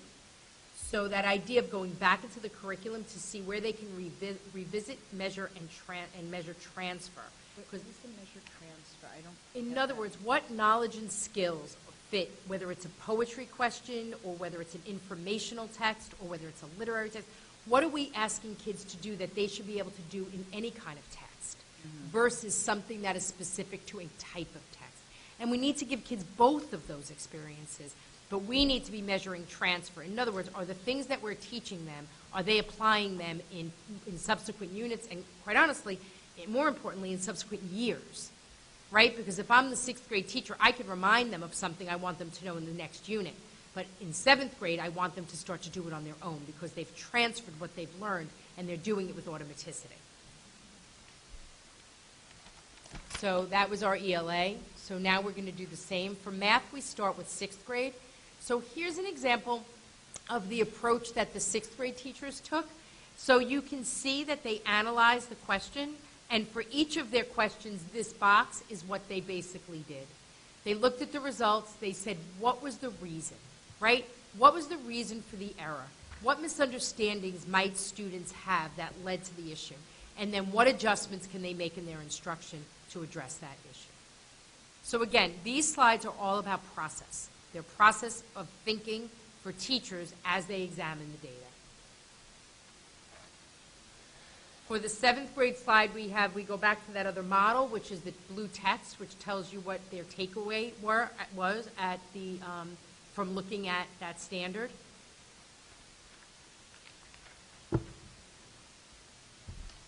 And then you would see the same thing for 8th grade. And this is the 8th grade assessment, not algebra. So this is the 8th grade assessment, and this is the ideas and the teaching that the 8th grade teacher is taking into this year as a result of examining this data at the last superintendent's conference day. So, high school. So each one of these slides is really different because each subject area is so different. So you will see for science, the work that the science department has done in these last few years, and I would say to you, Science K, really from kindergarten up, the next gen science standards, or the New York State science learning standards, have been a game changer for us. And you know, tomorrow when we have our project, our computer science and design and engineering tri-states visit, you know, one of our points really is going to be around timing. You know, timing just worked. We all knew the trend in increasing opportunities, STEM opportunities for students in Irvington was like, it was a no-brainer. It was essential. We did not have any framework for thinking about doing that work. And here at the same time, although they're very slow, New York State, they kept threatening to release those standards. But you know, those threats got us talking while they were busy, finally getting them ready. But it coincided with our work around in PLTW, computer science, engineering. And so the teachers have been thinking and talking about the changes in science now for many years. And so we see the results of their thinking and their interest in looking at this work and the anticipation of the changing assessment. Because keep in mind, they're still working under the old assessment system. They don't have the new assessment yet. So you can see, science, the living environment regions, they did a similar process. District pass rate 96%, regional 84%, and they looked at a particular question. And they shared, I should have made that text blue too, as we examine open-ended questions such as this on the regions, we will ask, are students struggling with the content needed to answer the question, correctly, or is it the scientific practice of constructing an explanation? And that is really at the heart of so many subjects, and certainly up until the high school and then throughout high school. Really understanding what a child or student is struggling with, and being able to assess where that goes. So these next two slides, while they're heavy in text, I left them in there for you to read, not necessarily for me to read to you, because I just was, it was just really impressive, the kind of thinking and the conversation. And through these slides, you can really hear the conversations that the teachers were having, and how this is shifting. So they talk about the work with Dr. Pashley, who, as I know I've shared with you, is just a leader in the region. She is very in tune and part of the work at the state level. So she shares a tremendous volume of information to the teachers about what's going on and what the changes are, and really what demands are these new standards going to put on their classroom. And they just have tremendous respect for Dr. Pashley. With that, they are looking at their data, looking at data from the past 3 years. But I would say that last bullet is really, they are juggling. And I would say, please never underestimate the challenge for our high school teachers who are teaching Regents courses when the state is threatening change in assessment, and we're saying you need to start changing your practice because we want kids to be ready. But in June, that same old style test is still being given. And so for our teachers, finding the balance in that is really hard. So I share that with you because when you look at these bullets, you see they're thinking through both lenses. They're looking at their data, they're trying to understand it, but that fourth bullet is all about changing their practice to meet the new expectations, which is ultimately teaching thinking. And we have been practicing teaching thinking here for the last 7 years, and we are aligned with all of the new standards and the expectations around thinking, and our teachers are just right in tune, and that fourth bullet speaks to that. So I definitely felt like it was worth leaving in there. I would also just share with you, what some of those next steps are, and the work that the teachers still see that they have to do, even after doing really what now is 3 solid years of work in rethinking their practices and looking at their data. So world language, again, always a moment of pride for us. Our world language program has just become, again, notable in the region. We have a school already visited, and we have another school that's interested in visiting us and seeing our work. We started with our benchmark data of the apple, which we only gave in 8th and 10th grade that first year. It was like dipping our toe in a different kind of assessment. Now we give it at all grades. So you can see that we continue to demonstrate a high level of success. And for us, really, that was Spanish. This is our French. And really, this slide, which is, what have we done? Like, why is that? So looking at our data goes both ways. It says, what do we have to do, and what have we done? It is mind-boggling. I want to say, we, as part of our administrative council, we do instructional rounds. And I want to say it was our middle school instructional rounds last time where Jay, sorry, Jay, I'm calling you out, I think was, right, we went into Ali Tempest's classroom, and that the level of language, target language being spoken, and this is across the board. It doesn't matter whose classroom you go into, 6 through 12, Spanish and French, these teachers are staying in that target language, and our kids are speaking in the target language. And so we can have on another day talk about elementary and what we should be doing, but we set out and we set a goal, and our goal was to increase proficiency, and we see that happening. Go ahead, Dave. Let's go back one slide. Sure. I don't understand it. I just would love some clarity on what it means. The numbers. So what can... Just that I don't know what they mean. In 2019, 5 students were below the target. 11 students of the 26 were at target. And we're above target? Right. So the... That's it. Got it. Fine. So it's just another example of something that we set out to do 4 years ago, and we have just slowly progressed through this process. Certainly the work of our consultant has been outstanding. He has increased the knowledge and understanding of our teachers for what world language programs should look like in 2019. And our teachers are on board, and our students are engaged, and I would hope, enjoying their classes at a higher level. And there's a lot of risk-taking. We'll go back to our theories of action, and our first theory of action, which is creating engaging learning environments for students that increase collaboration, risk-taking, problem-solving, and we just see that across the board. So, yes. Just on that one with the language in Apple, seeing students do so well at that, and that we are achieving at such a high level is really great to see. And I guess that also leads to the perennial question that we as a district have, which is that we see success in a number of areas. So once you've really hit the mark there, the question is what's next. Right. So this year we're doing our benchmark data for reading, and that will be just our benchmark for moving forward, and increasing reading in our classrooms to meet the standards. And then the following year we will add the writing assessment, and then we will be assessing all 4 areas. So speaking, listening, reading, and writing. So that is our goal. We continue. I would hardly say that we've arrived. I think we are proud, and we think we're doing good work, but there's certainly, our teachers still have work. We are just finishing the revision of our curriculum.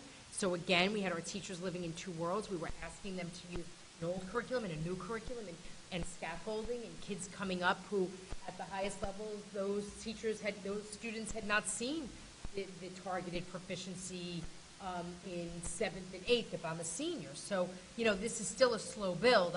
We have not arrived, but we are certainly have a really nicely defined path and a way to now, what are the next steps? So math.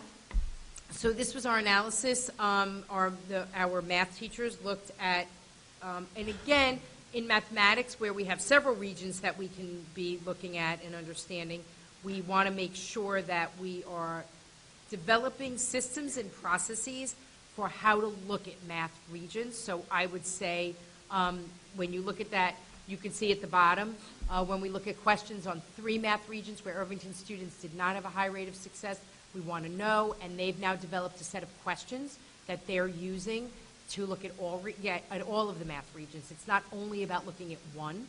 So again, having systems and processes for this is how we do business, so that come summer, when our chairs are working in the summer, they will be planning for what that rollout will be then in opening days of school or in the fall, depending on when superintendent's conference day is, to say, this is what we do. We do this on a regular basis, and we look each year. And as we all know, when you start to do this over time and over a few years, it is interesting. You start to pick up that longitude, and it's like, oh, that's interesting that we're still not performing there. Or, oh, we targeted that, and we are now performing at a higher level.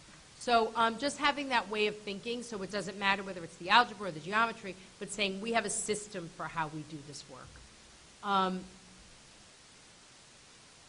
So for the math department, again, what do we know and what are we thinking? So they are looking at how do they understand the assessments, and how do we look at that data so that teachers have a deeper understanding and an understanding of misunderstandings, which are really common in mathematics. What's the difference between Algebra 1 and Algebra 2? I just don't know. I'm sorry. So Algebra 1, some 8th graders take algebra, right, in 8th grade. Right. So they take Algebra 1. So all students are required to take Algebra 1. And beyond that, most of our students take geometry, I would say. I don't know what our number is, but I'm going to say most. And then Algebra 2, I don't know what our what? Trig. Oh, Algebra 2 is trig. Oh, sorry. I got it. Thank you. Okay. And do you know what percentage of our kids? Vast majority stick with it, Algebra 2. And that's when we see it veer off. Thank you. Sorry. I didn't know it was this good. I didn't know it was, I didn't know this. We should put that up there. Thank you. Social studies. Social studies is really interesting. So the new framework, Global History and Geography 2019. So this was the first year of the new assessment. We were really proud. Our global teachers have been working for the last couple of years to prepare for this assessment. And I think you can see that we did really nicely. Our teachers prepared well. They spent multiple summers at BOCES working with colleagues from around the region, thinking and understanding. Our consultants, Dr. Brown and Nancy McGuire. I was like, Nancy. I just call her Nancy. Have worked really hard to give us an insight. Also very connected to what's going on at the state, understanding how the tests were changing. So you could look at this and you could say, wow, first year our kids did really well. One of the biggest changes in the new assessment, though, is the enduring issue essay. And when you look at the enduring issue essay, so number of students scoring at least 1 5 score from 2 raters. So these essays get read by 2 people. You have to get to fit into that category. One of those raters had to give you that score. So I'll stop for a minute and make sure everybody understands. Each essay is read by 2. You have 2 readers. One of the readers had to give you that score. So one reader had to give a 5 in order for a student to land in that category of score.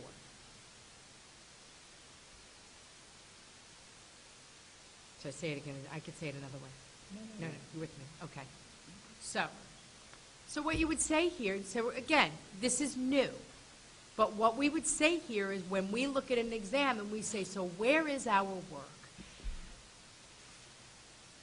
We have been teaching thinking here for 7 years as our focus, as our goal. As we have done that, the New York State assessments, the AP exams, they have been changing, and they have been raising the bar around thinking. So what you are seeing here is you are seeing evidence of the New York State social studies standards and the new framework, and a focus on inquiry that were rolled out 4 years ago, I'm going to say now. Anybody want to correct me on that? I want to say at least. But the assessment, right, so that's what I was talking about, right, that living in 2 worlds. We know the standards are changing. We know we need to prepare students differently, but we're still giving kids an old-style exam. So here's where the rubber hits the road. This was the year for the new exam. The enduring issue essay is an assessment of thinking. So what that tells us is that we need to now focus our work on building our students' capacity in doing this level of thinking that we now have seen live. Because even though you speculate and even though people tell you something's going to change, until you actually live it and until you actually see how our kids score, it just doesn't hold the same, power. So you can see here implications: difficulty to move responsibly around new tests when results show real strengths overall. One great standout is the targeting the new enduring essay. So targets for data use. So as a result of this, do we wish that we had done a little bit better? Of course we wish we had done a little bit better.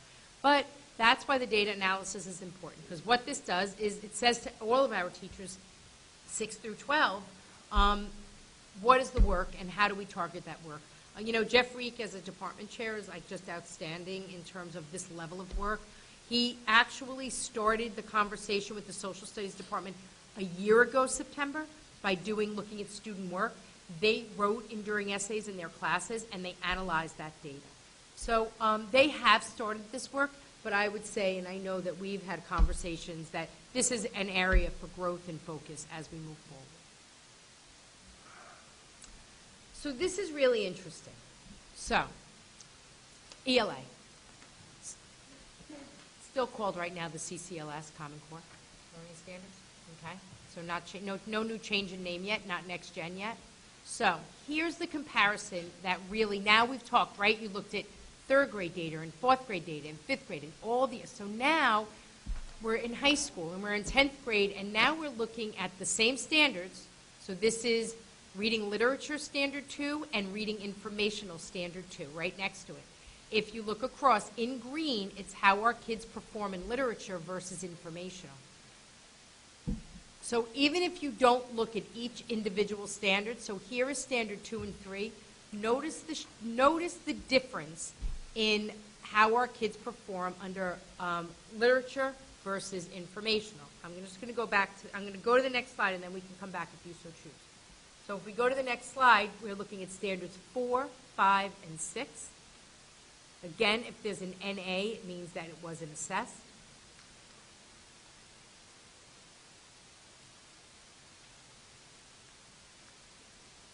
So if you look globally, the takeaway is our kids are stronger in reading information.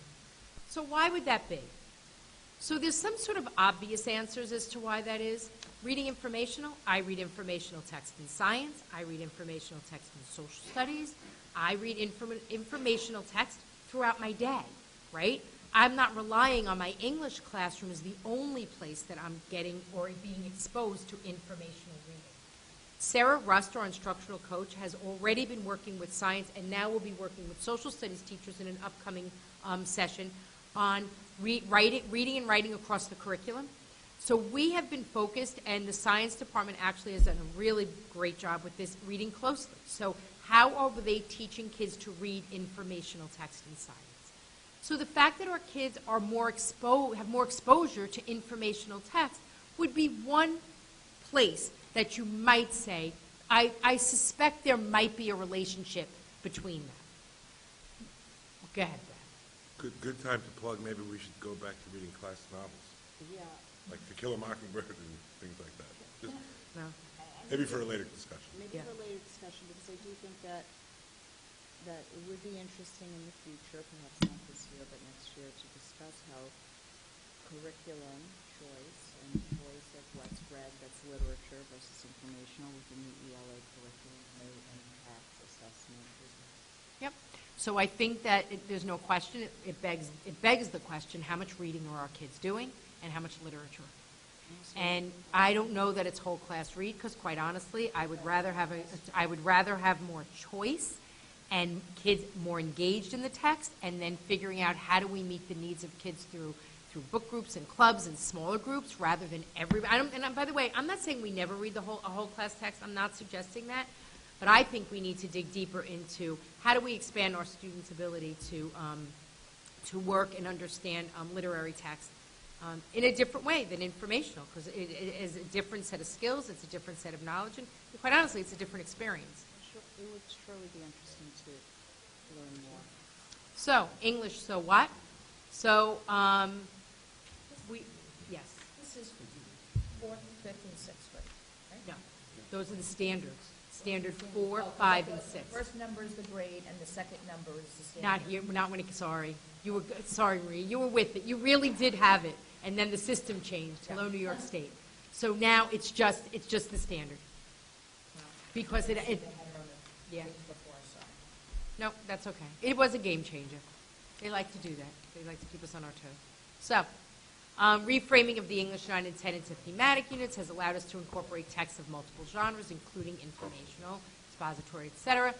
Next step. So here's the takeaway, right? So it's exactly what we would want, right? We need to acknowledge the difference. That's the first step. The first step is for the English department to look at this and understand it better. And also then to look at our use of our own assessments as well, where we're embedding the different kinds of text, how much text types are kids being exposed to? Are our kids reading enough?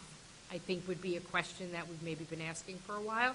And then that last bullet, MTSS is basically RTI, and how the RTI committee will partner with the English department to also use this data to support the services that students are receiving in English writing and reading. So that was the English so what. So that gives you, I think the last was discussion. Okay. That gives you a window into the different ways. There's lots of similarities of what went on from all of our grade levels to all of our departments with the teachers. But you can see as a result of the subject matter or the teachers, sometimes it's style, sometimes it's the kind of data you get, the level of data, your experience in looking at data. All of those variables figure in. But ultimately you can see evidence of thinking and evidence of wondering and evidence of next steps as a result. Thank you. 9:30, everybody. Just saying. So just as we started out, I gave some accolades to Donna for all that hard data work that went into this. I think now's the appropriate time to stop and kind of reflect and look to Raina, my colleagues in the audience, and our instructional leaders, our instructional coaches, department chairs, all the teachers that are really engaged in this level of work. We've seen the sustained work over the last couple of years at the elementary level. Now you've seen the big jump in the increase in focus at the secondary level. So you're talking about systems that are changing, people thinking that's changing, and data really not only informing, the individual instruction, but it's PD. You've seen reference to curriculum work along the way. So it's really things being folded in and over. So kudos to everyone, and thank you for all the great work that you do each day, and then for all the effort that went into putting this presentation together tonight. It's tremendously appreciated. I think you did an excellent job. Yes, I agree wholeheartedly. And I also just want to give a shout out to Gail, who was actually next door moderating the Rivertown Parents Program tonight, who joined us afterwards. So. Which is I think a lot of us wanted to see. I heard it's videotaped. Being so we look videotaped, forward to watching that, or if you have time. I think we have a full agenda, so.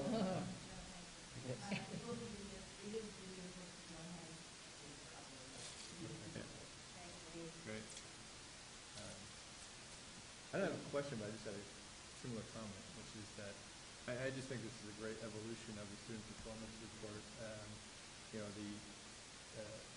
The reports that we would get 5 years ago would have had a lot of the information that we see in some of the first slides.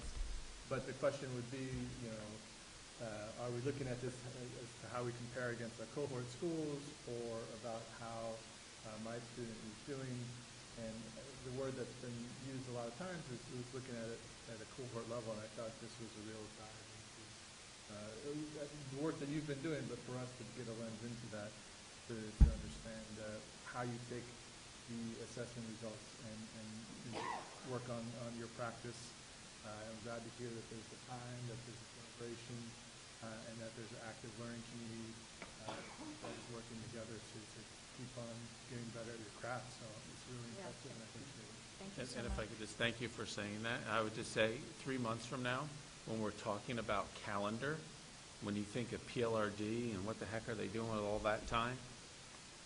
Yeah. Does that point your neighbors that aren't sure back to this, because this is what's happening? But this gives us amazing insight and a great lens into the work that everyone's doing in all the buildings, and I thank you all so much. This was really very illuminating. It's an outstanding place for the kids to learn. Colleagues, go home. Thank you very much. Thank you very much. Mary, thank you for staying. Go home. Thank you. Thank you. That was pretty good timing, Dr. Corey. You said 9:30. I did? 7 minutes stretch. Yeah, I can use it. Take a 5-minute break. Sure, why don't we take a 5-minute break? Take the picture? Well, I think we'll use the restroom, and we should try to keep moving since we have still a lot. Really? In the way, right? This is going to be quick, right? Great bleacher. This is the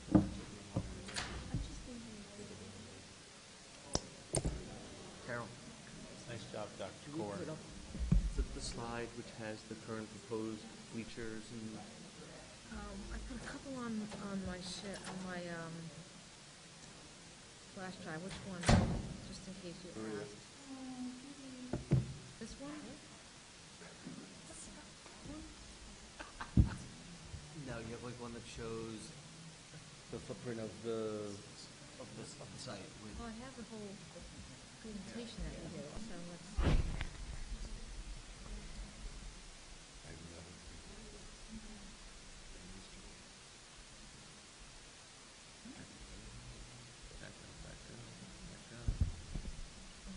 Yeah. So, yeah, that one. I can put that one on a separate slide. Okay, what else? And then Anything let's else? see.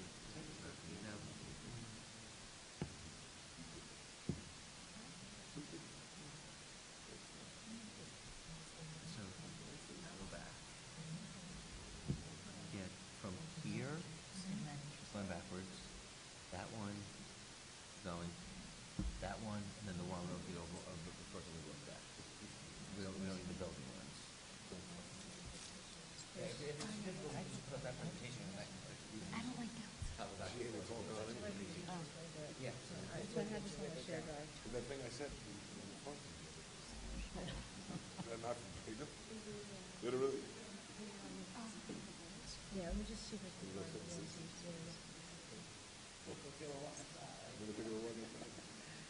We do that? Should we do that as part of the meeting? We do like a little field trip? You know, I will tell you this, though. I'm going to tell you this is a true story. On Sunday, after basketball, because we go out and play, she was like, I want to go to the field and throw a football. That's what it is. Stevie, just I went up to the field with Luke. All he wanted to do was play football. Playing on the field.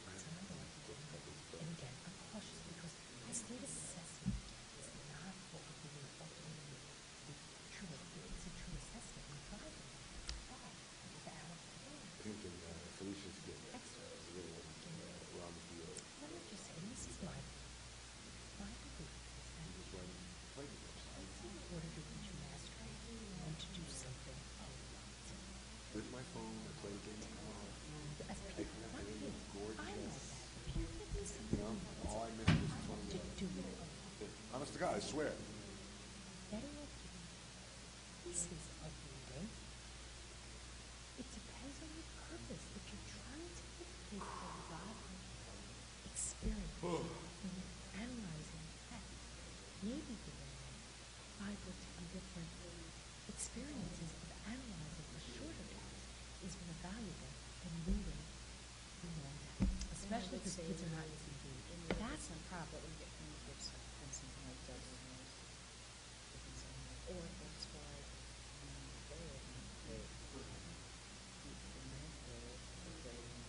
first of all, Yeah. was 100% Shakespeare. Yeah, right. I mean, that's like an old model. Right, that is an old model. But studying the short story. Yes, totally. Yes, that's, yes, absolutely. All I'm saying, Is that what you're doing? open the books, you know, I'm just saying. It makes me feel better. Yeah, I'm just saying, I think it's complex. This is not as simple. And I think that we ultimately, that scholars, as teachers involved,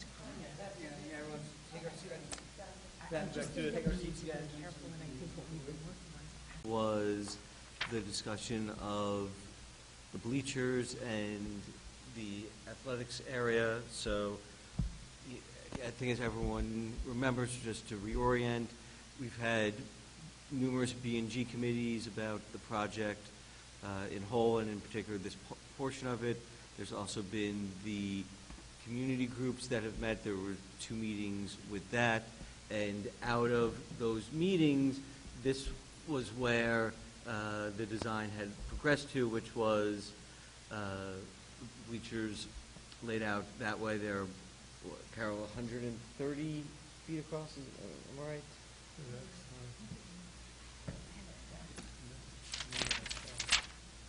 So we'll get these out. That's the approximate number with seating for 126. So with seating for 655 people, and it was discussed at different times, and Dr. Harrison will jump in if I don't hit on something. You know, what the ideas was to be able to have seating such that an entire school and faculty could sit in the bleachers for different activities. We haven't had that possibility in the past, and that was one of the many goals behind the seating in that regard. So this is where the design progressed to.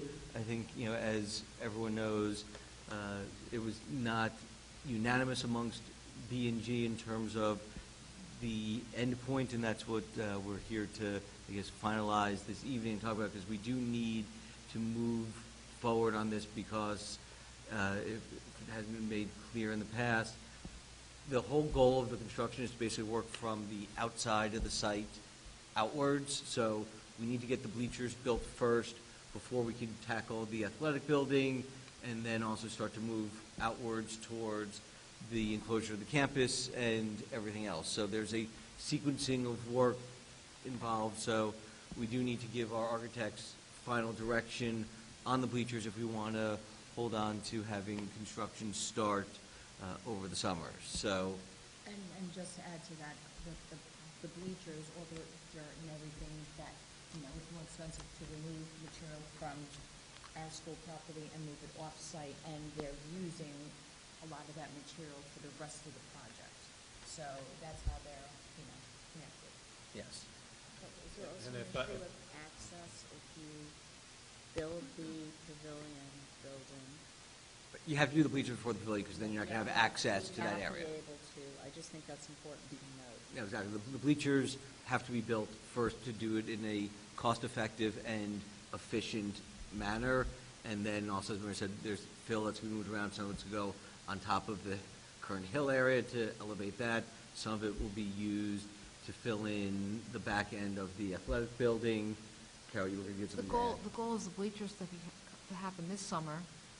The athletic building or the campus learning pavilion won't be built till the following summer.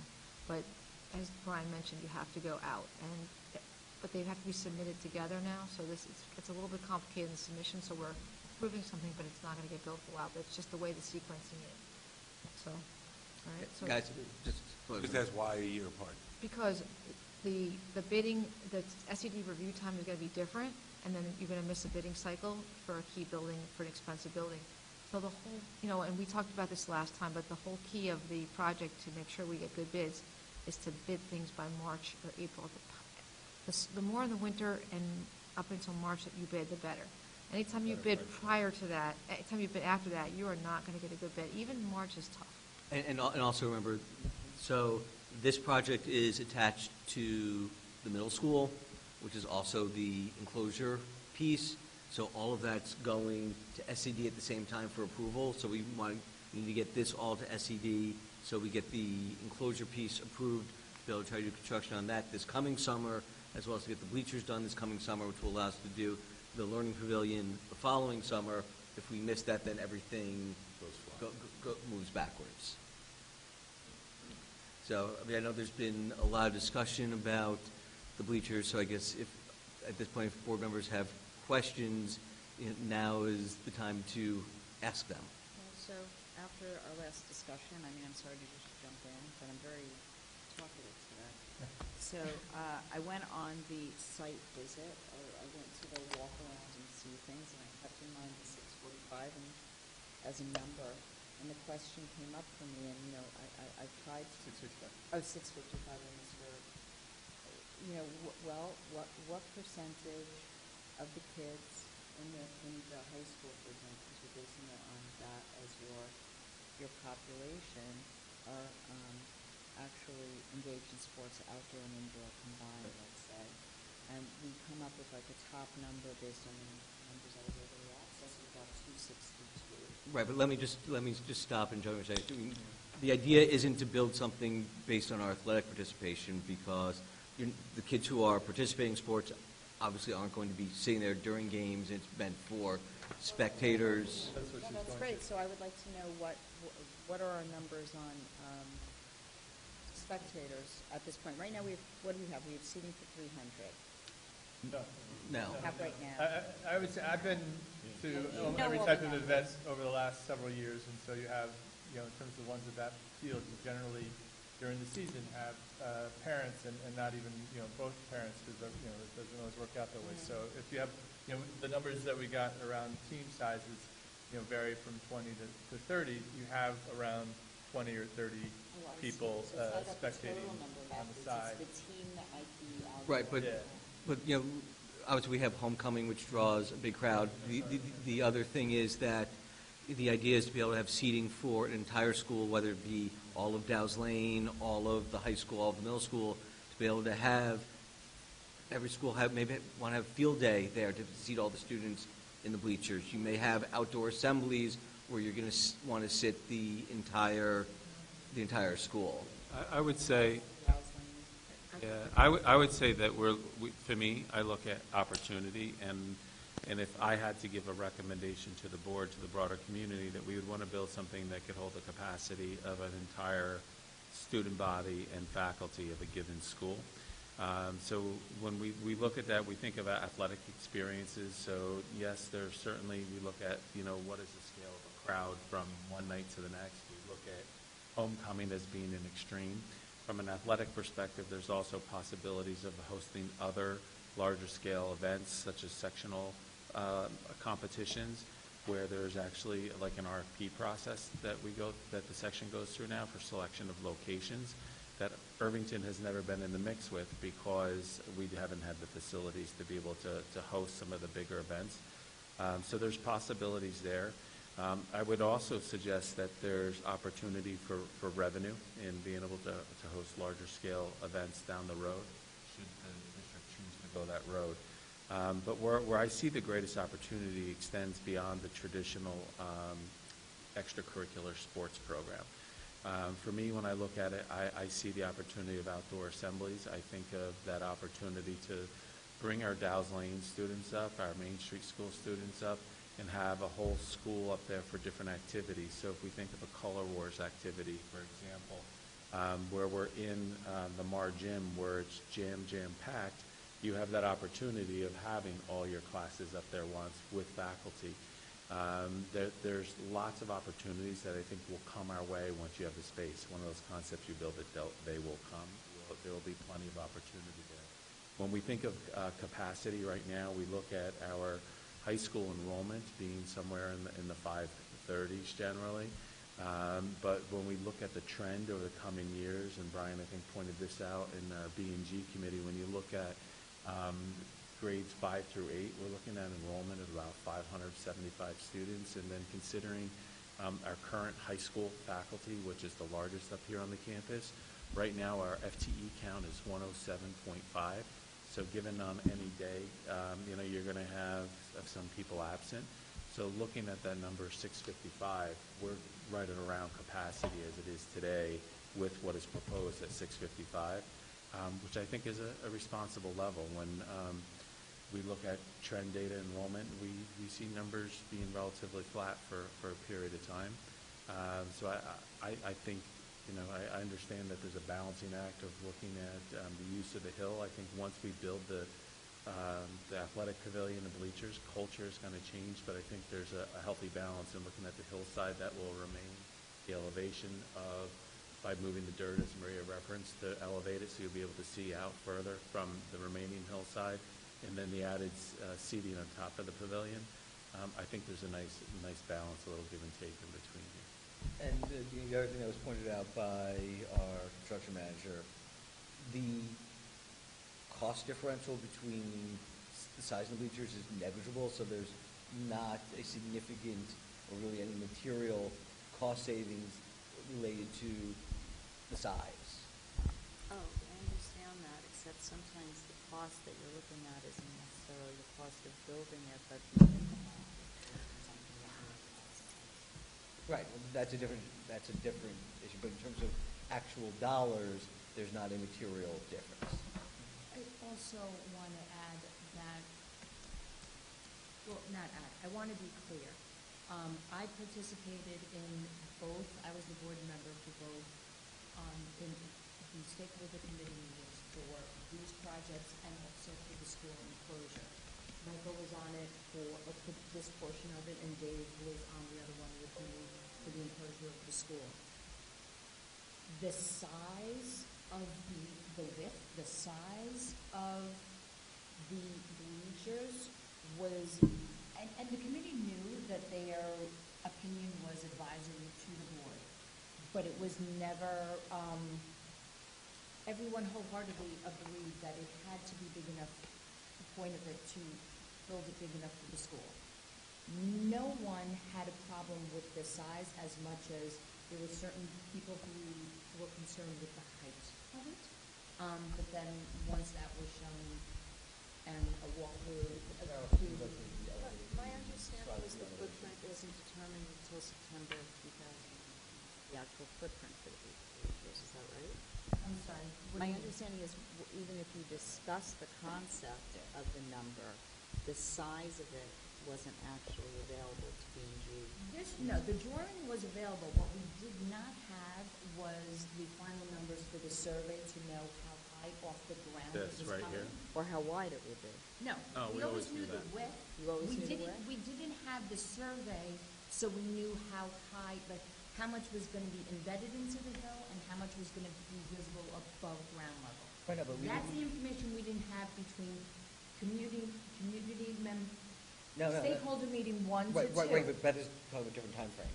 Yeah, we Right, had so it let's- painted out yeah. 6 weeks ago on the ground outside. Yeah, so we didn't get the designs like this until August, September, and then we had the community stakeholder meetings in October and early November. At the first meeting, the elevations weren't known because they hadn't finished the survey. By the second meeting, everything was staked out and the elevations were known. So those conversations about the number of seats were not only in fall of 2019, but were in spring of 2019? No. No, Because we hadn't had, design hadn't been done yet in terms Right, of. so the presentation we saw previously, where we talked generally, I have a page up from the old presentation that talks about preserving the hill and just generally about bleachers, didn't really consider size at that time. We hadn't moved to design, so we Right. hadn't had. Okay. We knew the general concept in terms of overall size that we were looking for, but we didn't know how big that would be and where it would be sited until we passed the bond and they were able to then go ahead and actually start doing the design work. Everything that was done pre-bond was conceptual and stock footage and generic because they don't do that type of work until after the bond passes. Right. Can we go back to the slide where you were looking at originally related to this? Can I throw out some 2 cents here, or you want to wait, Mike? You want to? So last week, or the last meeting when we talked about this, I was, curious, and I thought putting up the height piece was really good, so thank you for doing that, because I actually perused it several times, multiple times, actually. So this 1/7 contribution to this conversation is that I feel very fortunate that we are debating over about 12 feet worth of seats. So for that, I'm very thankful. And to me, I was worried about preserving the culture of that hill, and that hill, it is preserved, in my opinion, based on I took my son up there. We played football on the field. He played with the kids while I went up on the hill and watched. And did I miss 10 feet of the end, or 20 feet of the end, 20 yards there? The hill and its sanctity of that hill, for what I've used it for over the years, was intact.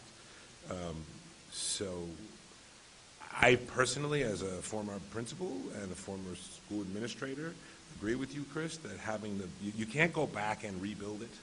So having the ability to house not just the high school, but bring up, the other school, have the high school and the middle school population out there for some kind of, outdoor activity, outdoor event, outdoor classroom situation, it opens it up to a lot of different uses. I would hate to have to come back and have to, say, well, we should have.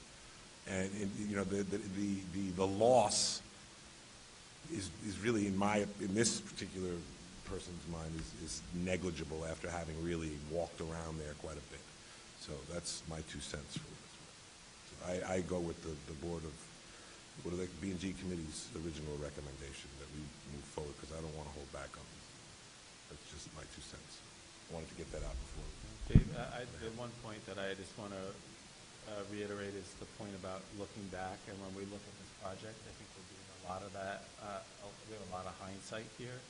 And not that I want to second guess former boards of education and those that preceded me in my seat, but realistically the campus should have been closed when it was constructed, and it would have been a heck of a lot cheaper to have done it back then, and it would have, that level of foresight, especially in a world that was post 9/11, post Columbine, would have made a whole heck of a lot of sense, and we would have had a lot more security and state of mind here on our campus had that conversation happened back all those years ago.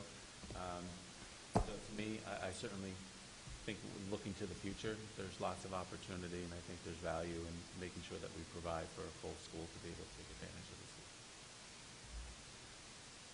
I mean, I know just having had to do it 100 times, you know, I need more chairs, I need extra tables, and, just to have the luxury of being able to, and such a beautiful, I mean, there's so many different things you can do. You can create outdoor, with the pavilion in particular, but just to be able to have a gathering place for everybody, it's just a luxury.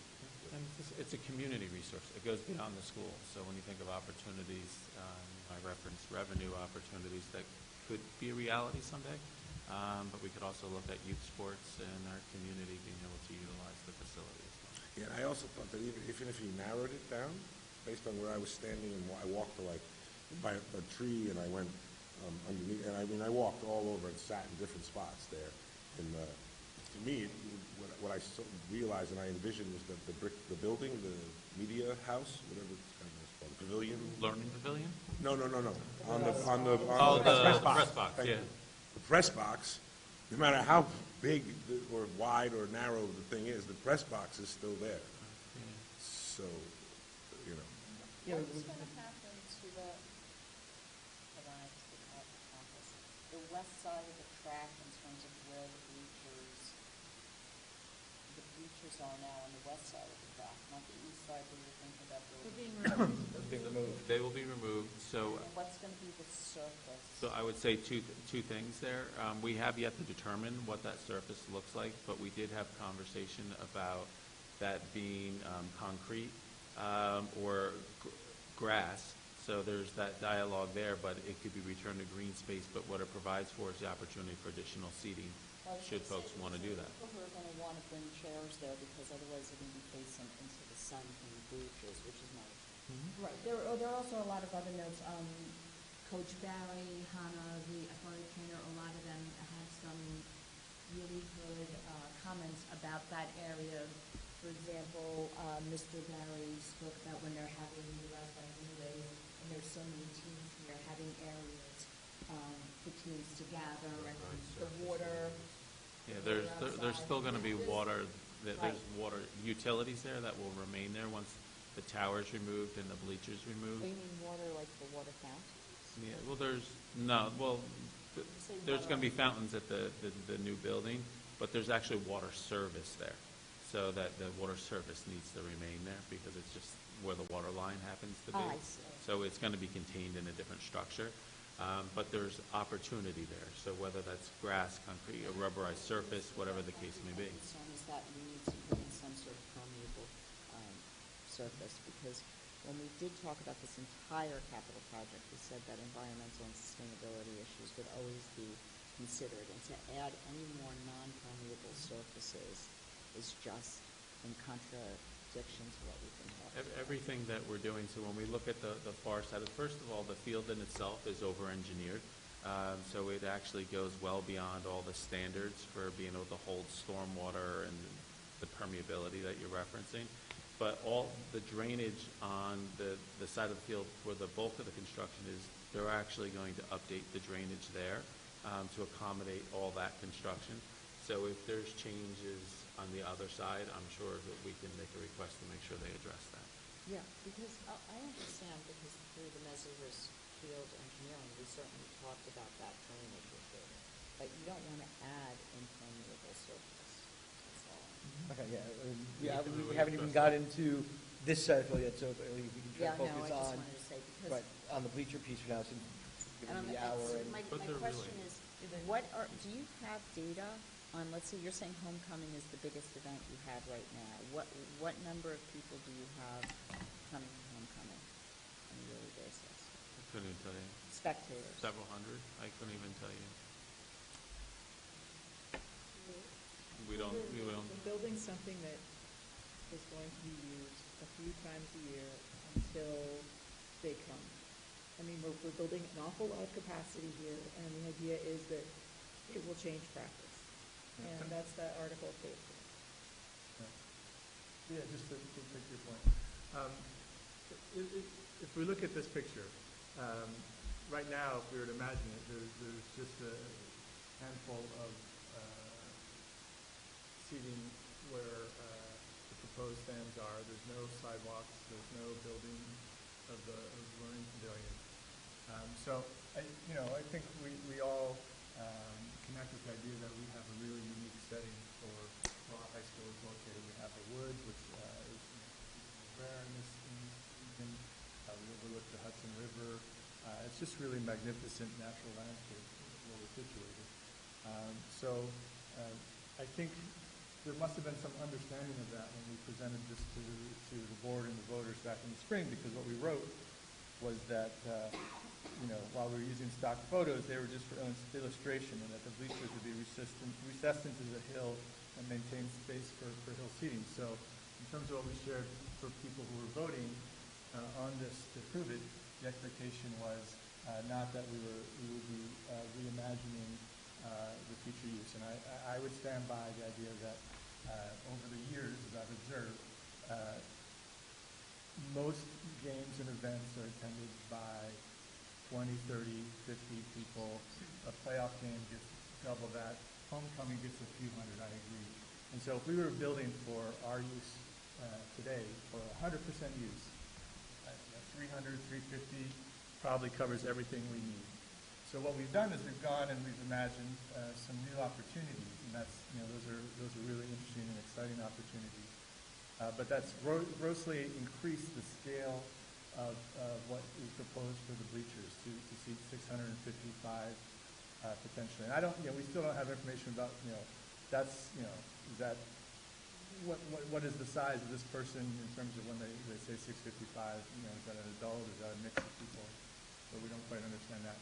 But I think, the idea of changing it, I value the ideas that you're sharing in terms of the opportunities, and I look forward to those opportunities.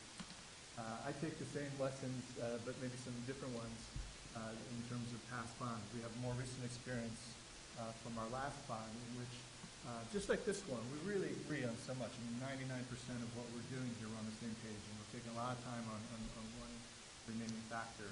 But it's one that's not just a few feet. It's gone from something that if we're just talking about 100% use, maybe 300, 350 seats would do it, and we're doubling the scale, and we're adding a building, and we're adding sidewalks, and we're taking a natural landscape and really hardening it significantly. At our last bond, we made some adjustments. I'm going to get this wrong, Maria, and I shouldn't. The Dust Bowl. That's what I was getting at. The Dust Bowl was going to be covered in blacktop. And we rethought that and we made an adjustment. I think we made the right adjustment. We required similar kind of discussion at the time, but it was the right decision, and it was a midstream decision, and thankfully, in this case, we got that right. Similarly, I did a poor job of sharing concerns about using that new area for play, that it would reorient play, and that balls would tend to go out more to the street. And we are at a certain place in the process and with the budget, and we didn't make any adjustments. And so eventually, we did have to make adjustments, and we have those new barriers and planters to stop kids from running in after balls or other kinds of, and also vice versa, cars that could potentially hop off the street and on the sidewalk. So those are there now, and that's an adjustment we made after the fact with money we found afterwards. So it goes both ways in terms of lessons learned. So finally, I guess just this is where I pick up on your point. I think what we're doing here is designing for max use. So we have a new building, and we have new bleachers, and we have new sidewalk, and that's taking up a good chunk.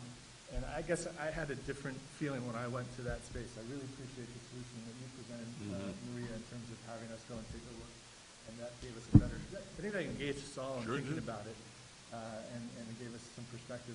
But what I came away with was the size that we have presently, recommended of 655 seats, is that, and we really don't know what it would be like, but based on this experiment, that you'd have to stand on the maybe 20% of the hill that's closest to the building to have a decent view of most of the field, because as you get closer, that structure with people on it would block a good chunk of the field. So the combination of the scale that's built for max use, that it takes away from something that in our documents that we shared with the community when they went and made the decision to support this, I think that we're going just a little too far. I think it's not just 12 feet. I think we're going from 300 or so, or 350 to 650. So it's not, and what I'm saying is, let's nudge it back a little bit. Brian had an excellent observation about looking at enrollment. And if you look at 5th through 8th grade now, definitely in a number of years, about 4 years, we'll have about 575 students. But that is a peak based on current enrollment, and we'll be below that number, and then afterwards we'll be below that number. And we're talking about events that will hold once or twice. I think we're thinking about if we could see every single person in the max capacity use for an occasion or 2 or 3 over the next few years where that might be challenging. In fact, the reality is, as Dr. Harrison pointed out, we have people who aren't here. We have people who have other responsibilities. And the way that events work out, you have people who are also leading the events. So not everybody is seated.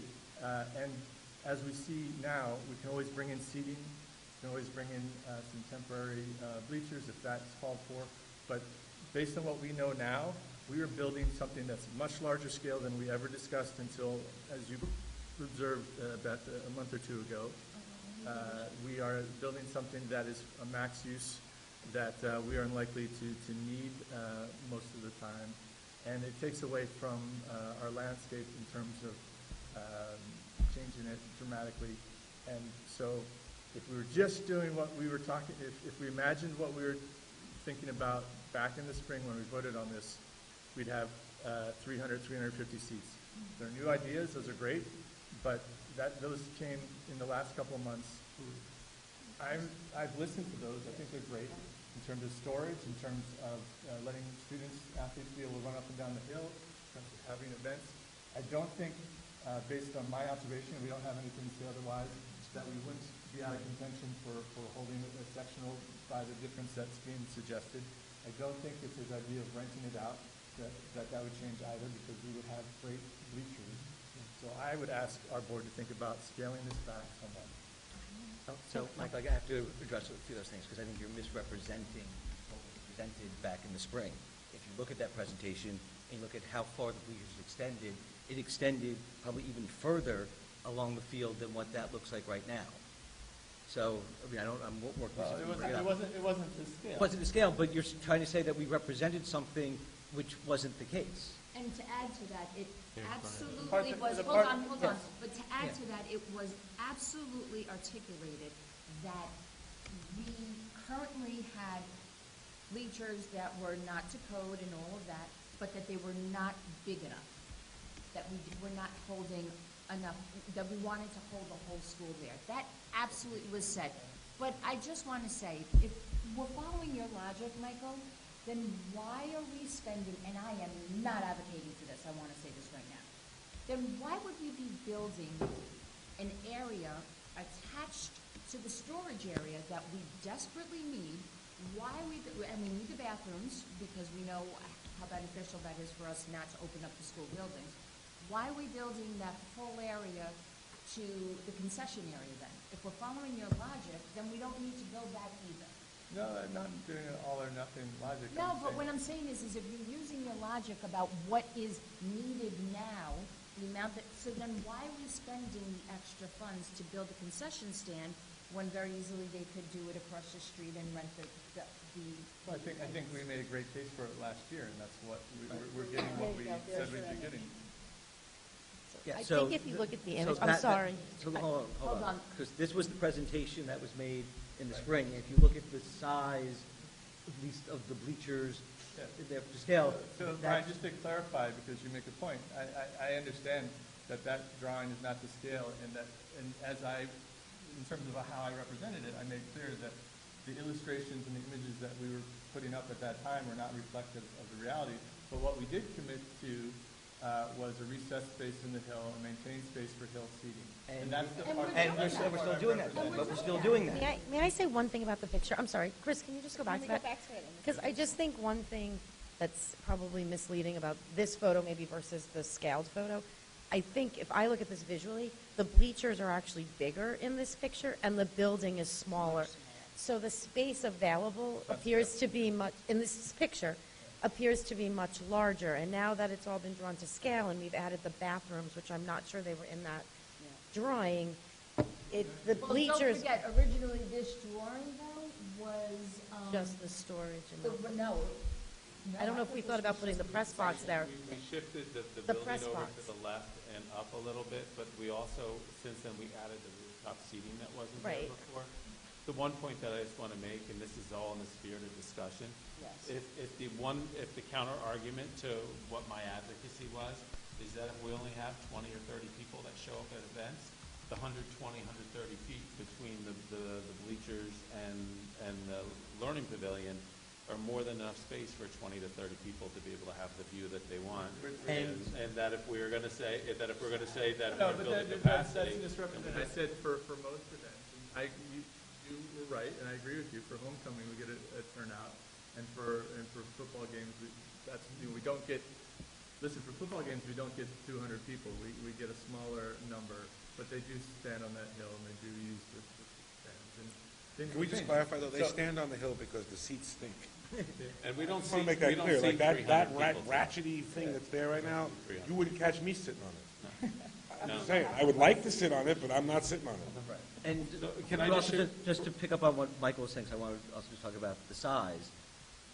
We may be 575 students in a couple of years, and I think our attendance rates are about 2 to 3% of kids on a given day. So now call that 550 who are there on, 560 on a given day, plus our 100 staff members. I really do think it would be improper for us to design something with the idea that we're going to be able to hold outdoor events and tell our staff, thank you very much, you guys have to stand on the sides while everyone else sits. I trust our administration would never say such a thing to our staff. But that's what we are saying by designing something Not at all that what- doesn't that's sit not there. at all what we're saying. That's what you're saying, Bob. No, but Michael, it is. If you're not building something that can accommodate your students and your staff, that is exactly what you're saying. You may not be wanting to say it, So I but think that's the message I that's think being what's sent. happening, though, is that what doesn't need to be a divisive conversation is turning into one. I agree with the idea that we do want to move forward with this. We have differing views on the board. We can decide whether we want to find some common ground in terms of moving forward, or we can continue to debate it. And obviously, we have strong views about it. I asked you how you'd like to. I will just add, can I just add one more point? Because you said that, this was my biggest thing when this came up last week, was maintaining the space for hill seating. So I sat on the hill the other day and watched the kids play on the field. And did I miss 20 yards, 30 yards? I did, but if I really was watching the game rather than my kids play, then I probably would be sitting on the bleachers. That's when I came in, I took the whole thing very seriously. I went out there a bunch of times, and I did that, and I sat there, and there was hill seating, albeit it was narrower for sure, it's a definitely narrower section, but there's still that place. And I sat there and I read a book, and while my kid played with the other kids, and it was very lovely. Can I ask one question for clarity? Yeah, and then I just want to. I'm sorry, just, I have some- because I think I'm some fairly issues. neutral on this right now, so when we're talking about shrinking it to, I don't know, is it 611 or 6, what size are we debating right now? I would propose that we get it to around 600 seats. Okay. So are we taking 6 feet off of one side, or are we taking 3 feet off on each side? So we're talking about 3 feet right now. But this is, Okay. what was shared with us was a number of 3 feet or 6 feet. Why can't it be 4 feet or 5 feet? I would suggest we look at a number that gets us to around 600, about 4 feet on each side. So maybe to your own point, we're having a lot of conversation over what is 3 or 4 feet. The one thing, the one thing I would say, I just want to, Dave, and stop me if I misrepresent something that I recall I think you said at the last meeting, is that once we build it, the culture will change. I said that before. Yeah, so I just want to reiterate. But when we think about bleachers in the area, and H2M gave some examples, one was Hastings to go and look at, and that Hastings structure for a school district is 129 feet wide. And looking at that, so they're looking at a comparable size. And then when we look at Elmsford, a smaller school district, they have seating capacity for 606. When we look at Hastings, I think it's Rhinebeck. Rhinebeck has bleachers that are smaller than this, and they found that they actually have brought in, they seat 450 to 500 people in their bleachers at Rhinebeck, that they actually brought in, how many sets of portable? 5 sets of portable. 5 sets of the portable bleachers that they put there permanently now outside. They constructed a grandstand, and now they have 5 sections of the permanent bleachers, or the portable type bleachers that are there all year round. I mean, I think we've had this conversation. Guys, we can stop the side conversation, so. I just want to clearly state that we had a stakeholder meeting, advisory, and they knew that. And the consensus was this is what we were putting in front of the board. B&G has been having many, many meetings. We've been going through a lot of these drawings, and the consensus of that group as well is this recommendation. So, I mean, I don't know what else to say other than do we start voting? I mean, we have so much other stuff to take care of tonight, and we have more things to discuss that I cannot believe we're having this discussion over bleachers. Agreed. Well, we do have lots of, what I would say are very important conversations, taking the time to have a conversation. Yeah, I agree. I wouldn't diminish this conversation I'm not just because other things diminishing it. I think just because that the other things we do are also important. I thought we wanted to have this conversation tonight because we're under time.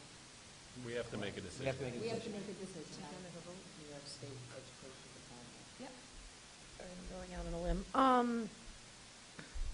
I think if we're really only debating 3 or 4 feet, I don't think it's material enough that we should have this large debate over it. I think the design that was recommended by the V&G is the way to go, or in theory, recommended. So I feel like if it's so immaterial, for the sake of consensus, we should cut off 6 feet. But that's my opinion. And my point On would one be side. that since you're not going to, it's not going to make visually really any difference by cutting off 6 feet, and you are going to lose the ability to seat a full school and faculty. So I don't see the utility in trimming it by a little bit. We're not saving any money.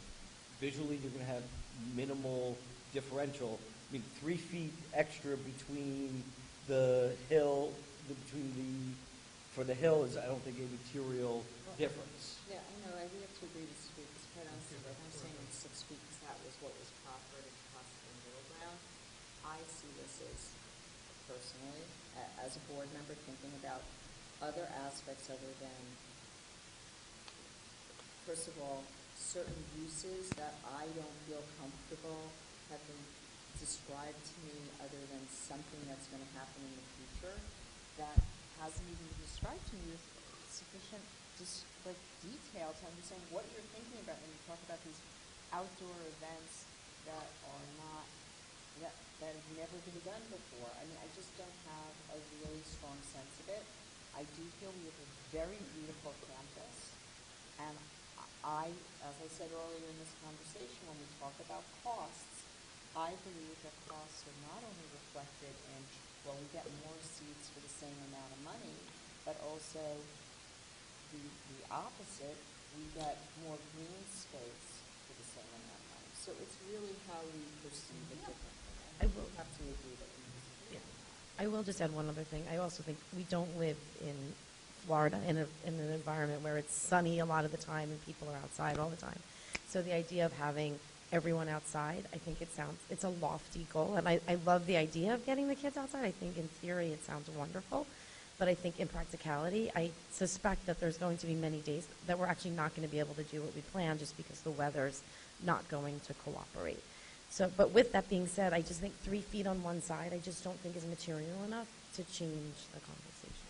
So I mean, I think at this point, why don't we just come to a vote and decide how we're proceeding, so.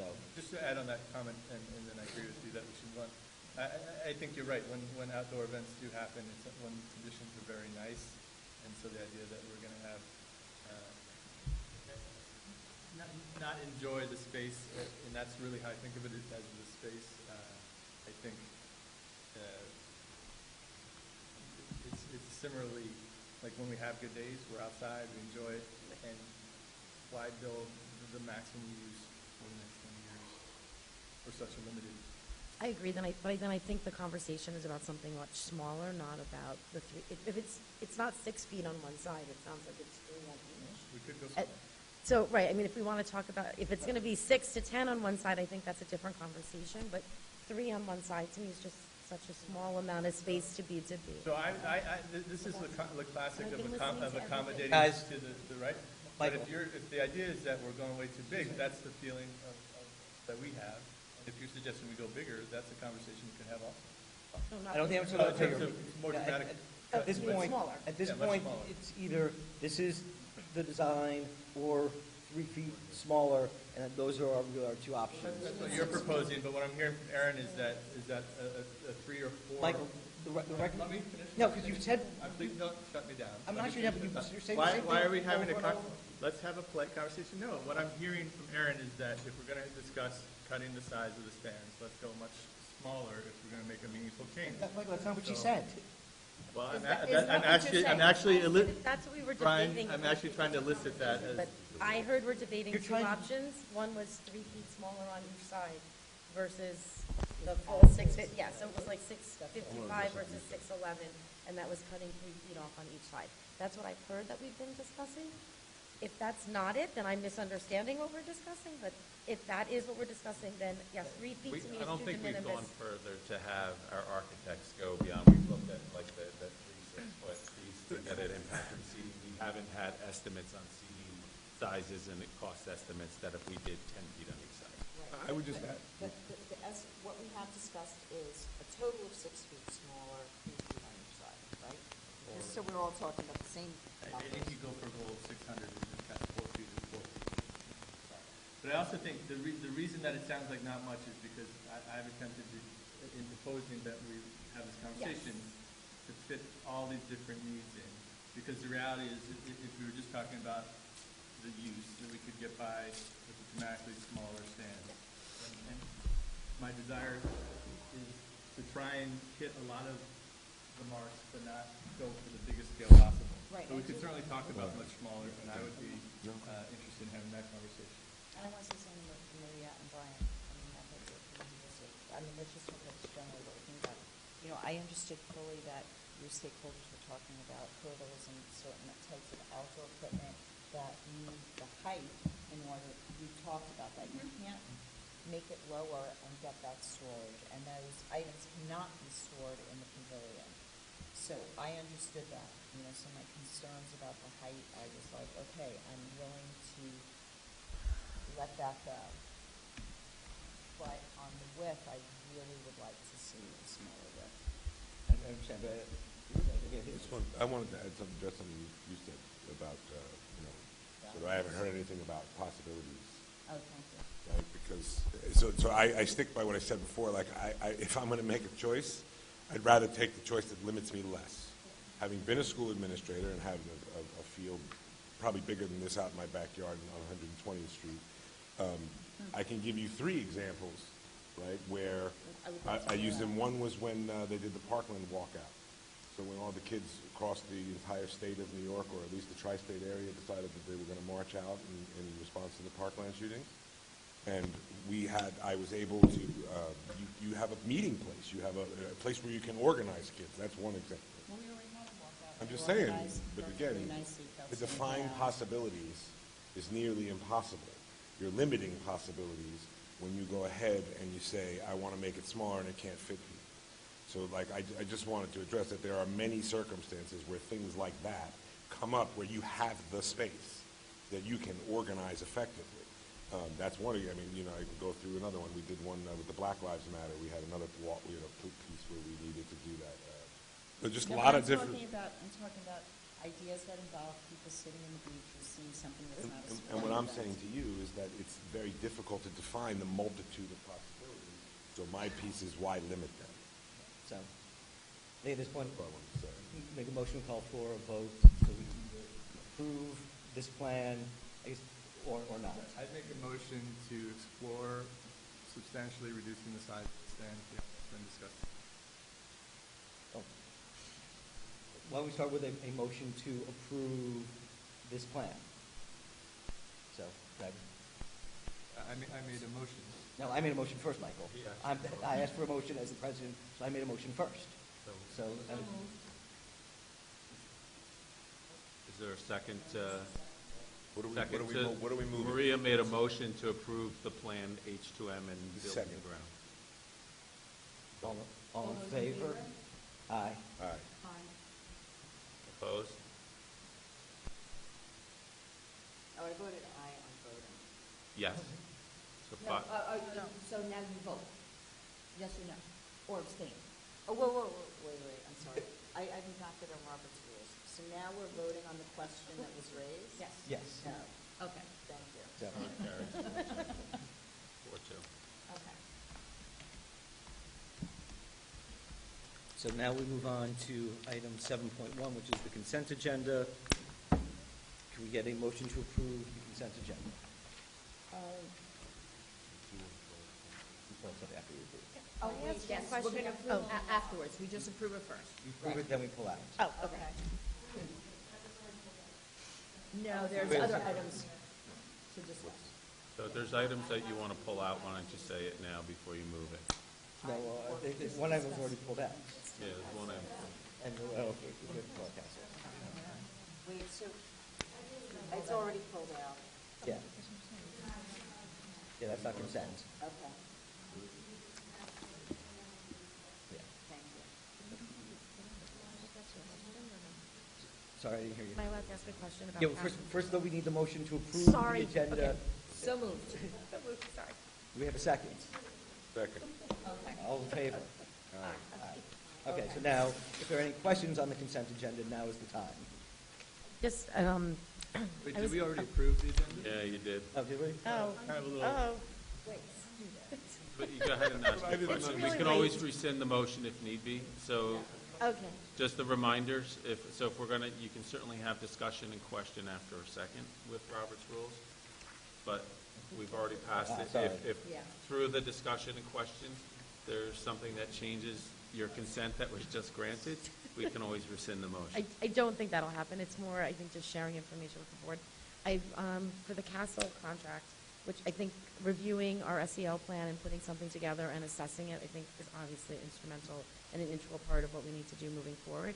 I just wanted to understand better, and Chris, thank you, I know you shared a link for me to look at for the assessment, but can you just share for everyone how we are determining what we will be assessing to determine the success of Castle? And then my second question is, in determining that success, is it possible that Castle will be returning in subsequent years and will be incurring additional fees related to Castle? Because I just want to be clear that while we're approving the $15,000, it really might be more than that if the contractor stays on longer than that to help us implement in subsequent years. So just in summary, and Raina jump in as necessary, but so what we're actually planning for is a pilot program of a new model of a district consultancy than what Castle typically does, and I'm proud to say that it has been through our innovation and persistence that they put this on the table. This isn't something they typically do. So they will come to Irvington for a one-day on-site visit where they'll have 2 of their team members that'll be here. In advance of that visit, they will, as the board saw and community could see from the contract that is publicly available in board docs, that they ask for a litany of data in advance to help organize their thinking. While they're here, Dr. Kaur will organize and has already kind of, once we get through Tri-States, but has already laid the groundwork for this, that we are going to have a visit where they will observe our schools. They'll meet with teams of teachers, students, parents, trustees, administrators, and to gain a sense of the culture of our schools and an understanding of what our programs are. So there's pieces that they're going to see, but then there's going to be artifacts that we're going to provide that will show what we do, and through some of that they'll begin to see what our needs are. They have a rubric that has a series of, I believe it's 4 focus areas, or they have 4 focus areas that they will use to be able to evaluate and what the opportunities are here in Irvington. And from that, they, within approximately a month or so after the visit, they'll present us with a recommendation. or a report that will contain recommendations. So based upon their visit and the outcomes, we will have some determination as to what those next steps may look like. It can be ongoing PD, which PD is going to be a component that we'll have to build into our budget. There could be considerations about a purchase of a program versus developing programs that are aligned to the principles that they advocate for, which, as Raina has stated, is kind of ingrained in a lot of the work that we already do. So I think it would be premature to determine what that outcome would be without seeing the result of their visit. One thing that has been very important for us and for me in the planning of this, as I conveyed to board leadership, was to, have this have it happen while Dr. Kaur was here, so she could organize and lead it for us, and the tremendous wealth of knowledge that she would bring to the visit. But they'd be able to prepare a recommendation in time to inform our budget process and planning moving forward. That certainly could entail some visits. It could entail professional development that may be through CASEL leaders. They do have folks in the area. Or it could be through other sources. But to me, the key is looking at what the recommendations are, and that we'll be able to be informed. We're not going to be at this point next year figuring out where we're going to get the money. It'll be in our budget process. And then finally, that they have a series of assessment tools that they recommend, and that when you look at developing the implementation of your program, say it's a 3-year program, they have a series of recommendations for evaluating your progress and the impacts of that work as well that we would look to employ. Thank you. Answered a bunch of questions as well. I think this is a great evolution from the and I'm glad to see it. I guess I'm still concerned about actually having someone here as a social worker able to aid, and I know you talked about it as part of the budget process, but in this current year, whether that would still be an opportunity at any. Well, for us, I want to say a couple different things there. One, we wanted to do this in a thoughtful way. So for us, we could have pieced something together. We could have gone something. We could have just dove right in. We could have brought. I heard the board saying we want to see training this year in adoption of the program. Well, we're bringing like the experts in, and there's a couple top organizations that work globally. CASEL's one of the top dogs here, and they're going to come in. They're going to do that work, and they're going to give us the guidance. So we're going to have well-informed, research-based recommendations that are going to come out of it. So we're going to develop a thoughtful program that is going to serve our school community well.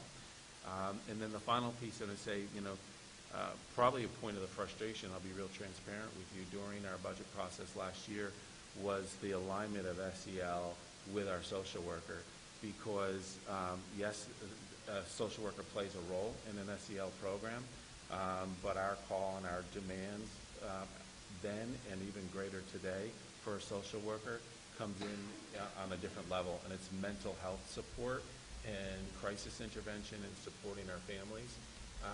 While there's mental health education that's woven into, and regulation and all those things that are woven into an SEL program, the mental health supports and SEL are interfaced, but they're two different worlds. And so maybe shame on me for not advocating in a different way 8 months ago, whenever it was. But I see them as two separate but very aligned, but very necessary things. So moving forward. CASEL. I'm sorry? As does CASEL. As does CASEL. And I would like, I just wanted to say, So- we were specifically asking for a framework last year, and this provides us with the framework. Incredibly powerful.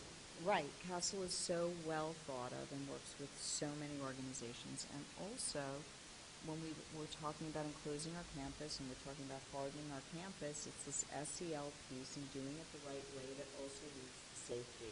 You cannot have a safe campus without working on your SEL, and I think this is an amazing and important step. Okay. But actually, just one more question. So, coming out of our budget, though, approval, we had, I guess, a $30,000 amount. 25. 25. So, is this approval of CASEL, like, coming from that line? Are we not able to do the social worker piece, which you say the need is greater this year than? We're not going to find social work services for $25,000 if we were to try to contract something part-time. with our attorney in the audience, I would suspect that we would get a claim from our bargaining unit that they own the work, that we wouldn't be able to outsource it. But to me, the board's ask was for us to develop a well-articulated framework for SEL, that this makes the wise use of that money that ultimately will land us in a place where if we have the funds that come this winter when we have our budget discussions, not only will the administration be advocating for another social worker, but I would suspect that there would be the support of 7 trustees that would allow us to have more support in implementing an SEL program and to be able to align more opportunities to support our students' mental health. Mind you, creating space for other items such as more restorative practice work that is linked to different aspects of this in a variety of ways.